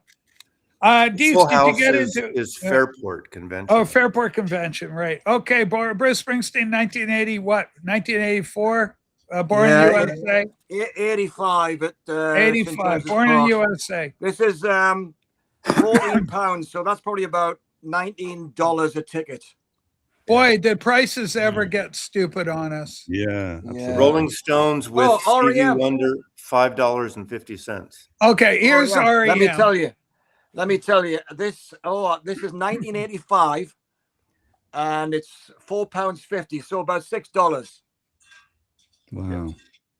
Paul McCartney, Newcastle Tiffany's. Wings Over America, $7.50. Wow. Okay, and that's enough tickets. Simon with a one-word review, shite. It's complete shite. Holy smokes, it's controversial. Man, we've had Simon's still here. Simon's watching. Yeah, we got his view. Eyes on. Come on, Simon. I thought you told me you were going to ban him from this channel. Why? Just because he winds Matthew up so much. Okay, this is crazy. Lucky was at the unfortunate, the tragic 1979 concert in Cincinnati, where 11 fans were crushed, trampled to death. Horrible. Festival seating was the problem on that. The Clash, ladies and gentlemen. 1980. Summer. 1980, yeah. I saw the Who at fantastic that you were able to see. I saw the Who show where Keith Moon passed out at the Cow Palace. Oh, wow. Okay, that's the one that our good friend, the Vinyl Closet or whatever, he ended doing Stevie's Vinyl Cupboard. fantastic work on that. Did his video. Bruno, Lindisfarne, 78. I wasn't even born. I saw him first time last year with only Rod Clements in the band. I envy you, Dave. Big fan of Lindisfarne. Lots of different editions of some records. So, Bruno makes a point of getting them lined up. Gotta show you this one. Here we go. There we go. Circle. Oh, the Circle. Kate Bush. Shit. Yeah. Kate Nice. Bush, Sunland. Yeah. I kicked myself when I moved here in 2014. That was the year Kate Bush did her monthly shows, and I almost went to that. I should have bought a ticket. I had an opportunity to fly to London and see that. I blew it. Yeah. But I have to say though, when I saw her in '79, I think it was like a choreographed show. It was more like a dance theater show than a rock show. Wait a minute! Wait a minute! Archie, didn't Tommy Cooper die on stage of a heart attack? And his last, yeah, he did. So in that case, Archie was there. Okay, I was at Tommy Cooper, this comedian with the little fez. Yeah. He's got the fez. I know him. I know who these English comedians are. Yeah, and he infamously, tragically died on stage performing. Tiny Tim went out the same way. Okay, I like Eric Mazzy. Morecambe did kind of backstage. Mazzy is an original. This is from Simon. I love the healing that's gone on between you and Simon. Mazzy, original doesn't mean better. Okay, I want to bring it back to, people let's keep it real. I'm going to talk in the corporate world here. Apple computer, when Steve Jobs was alive. Yeah, Steve, we love Steve. I wouldn't call myself an Apple fanboy, but I'm an Apple guy, or I was, or I still am, but I'm not as enamored, like every corporation, they go through shit. Once, what's his name, who just quit, Tim Cook, kissed the ring. Yes. That shit. But anyway, aside from that, Steve Jobs, whatever you think of him, he was, maniacal, direct, his way or no way. He didn't invent the first iPod or the first MP3 player, but he waited. He did it better and better design and more integrated. He didn't invent the personal computer. He did it better and more integrated. He didn't invent, the watch. He did it. Well, he wasn't around during the watch, but see my point? Yeah. He waited and he did it. He took what he needed to, got the best people. He had a thing early on that said, I don't want anyone to have to click more than 2 keystrokes to do anything. And the engineers would come back 3 or 4. And he goes, no, he pushed them. Yeah. Unfortunately, they lost their way a little bit after he died, and that got a little more complicated. But that's the great thing about Jobs and Apple at that point, from my opinion. Hey, Dee, do you do much concert viewing? Have you ever gone to the big shows like, Motorhead when they were going, I got to go see Motorhead, or did you see any big bands like that? I've only seen Pet Shop Boys, and it was amazing. So, Pet Shop Boys are a big band. They're a good band. As a matter of fact, AGK was watching AGK's Final Life. They're one of his favorite bands. He's got every single freaking album they ever put out. They put on a good show, those guys. Why is Vinyl Dale kissing my ass so much this morning? Simon's right. Too many on here want to be Massey. There is cynical, only one. Is he planning a Seattle trip and wants the Come on out, Simon. Cynical man. So, Dave, what's going on with the channel? What do you want to tell the kids when they want to come and visit you and watch what you're putting out for content-wise? What do you got in the can? What's coming out for them? There's nothing in the can. I'm going to shoot a video tomorrow because it's 5 years and 1 month since I did my first music video. Wow. And I did it. The very first one was a worst to best rundown of Genesis LPs. So in celebration, I'm going to do the top 20 Genesis songs. Top explain 20 why Genesis. they're the best. Yeah. So I'm going to do that. And there's also a couple of little quizzes that MJK Boston did on Friday that I hadn't heard of. They're kind of short and sharp. I'm going to do those ones as well in the next couple of days. Can't you do we got like controversy. Albums as the 5 books of Moses? So you got Genesis, Exodus by Marley. Is there Leviticus, Numbers, and Deuteronomy? Deuteronomy is my bar mitzvah portion, but I don't think there's a band called Deuteronomy, as far as I know. Wow, Deuteronomy. Probably some German prog band. Right. I bet you there is a Deuteronomy band. I Well, just bet you. You go on the, Goftim Beshutin de Telaka, but Gol Sherecha Asher. I don't remember the rest. My Haftorah. What did I just say there? Dees, what did? Yeah, some sort of prayer. I didn't. Yeah, you were praying to the Lord. Some sort of. Yeah. Dees could be my new wingman. Holy smokes, that'd be exciting.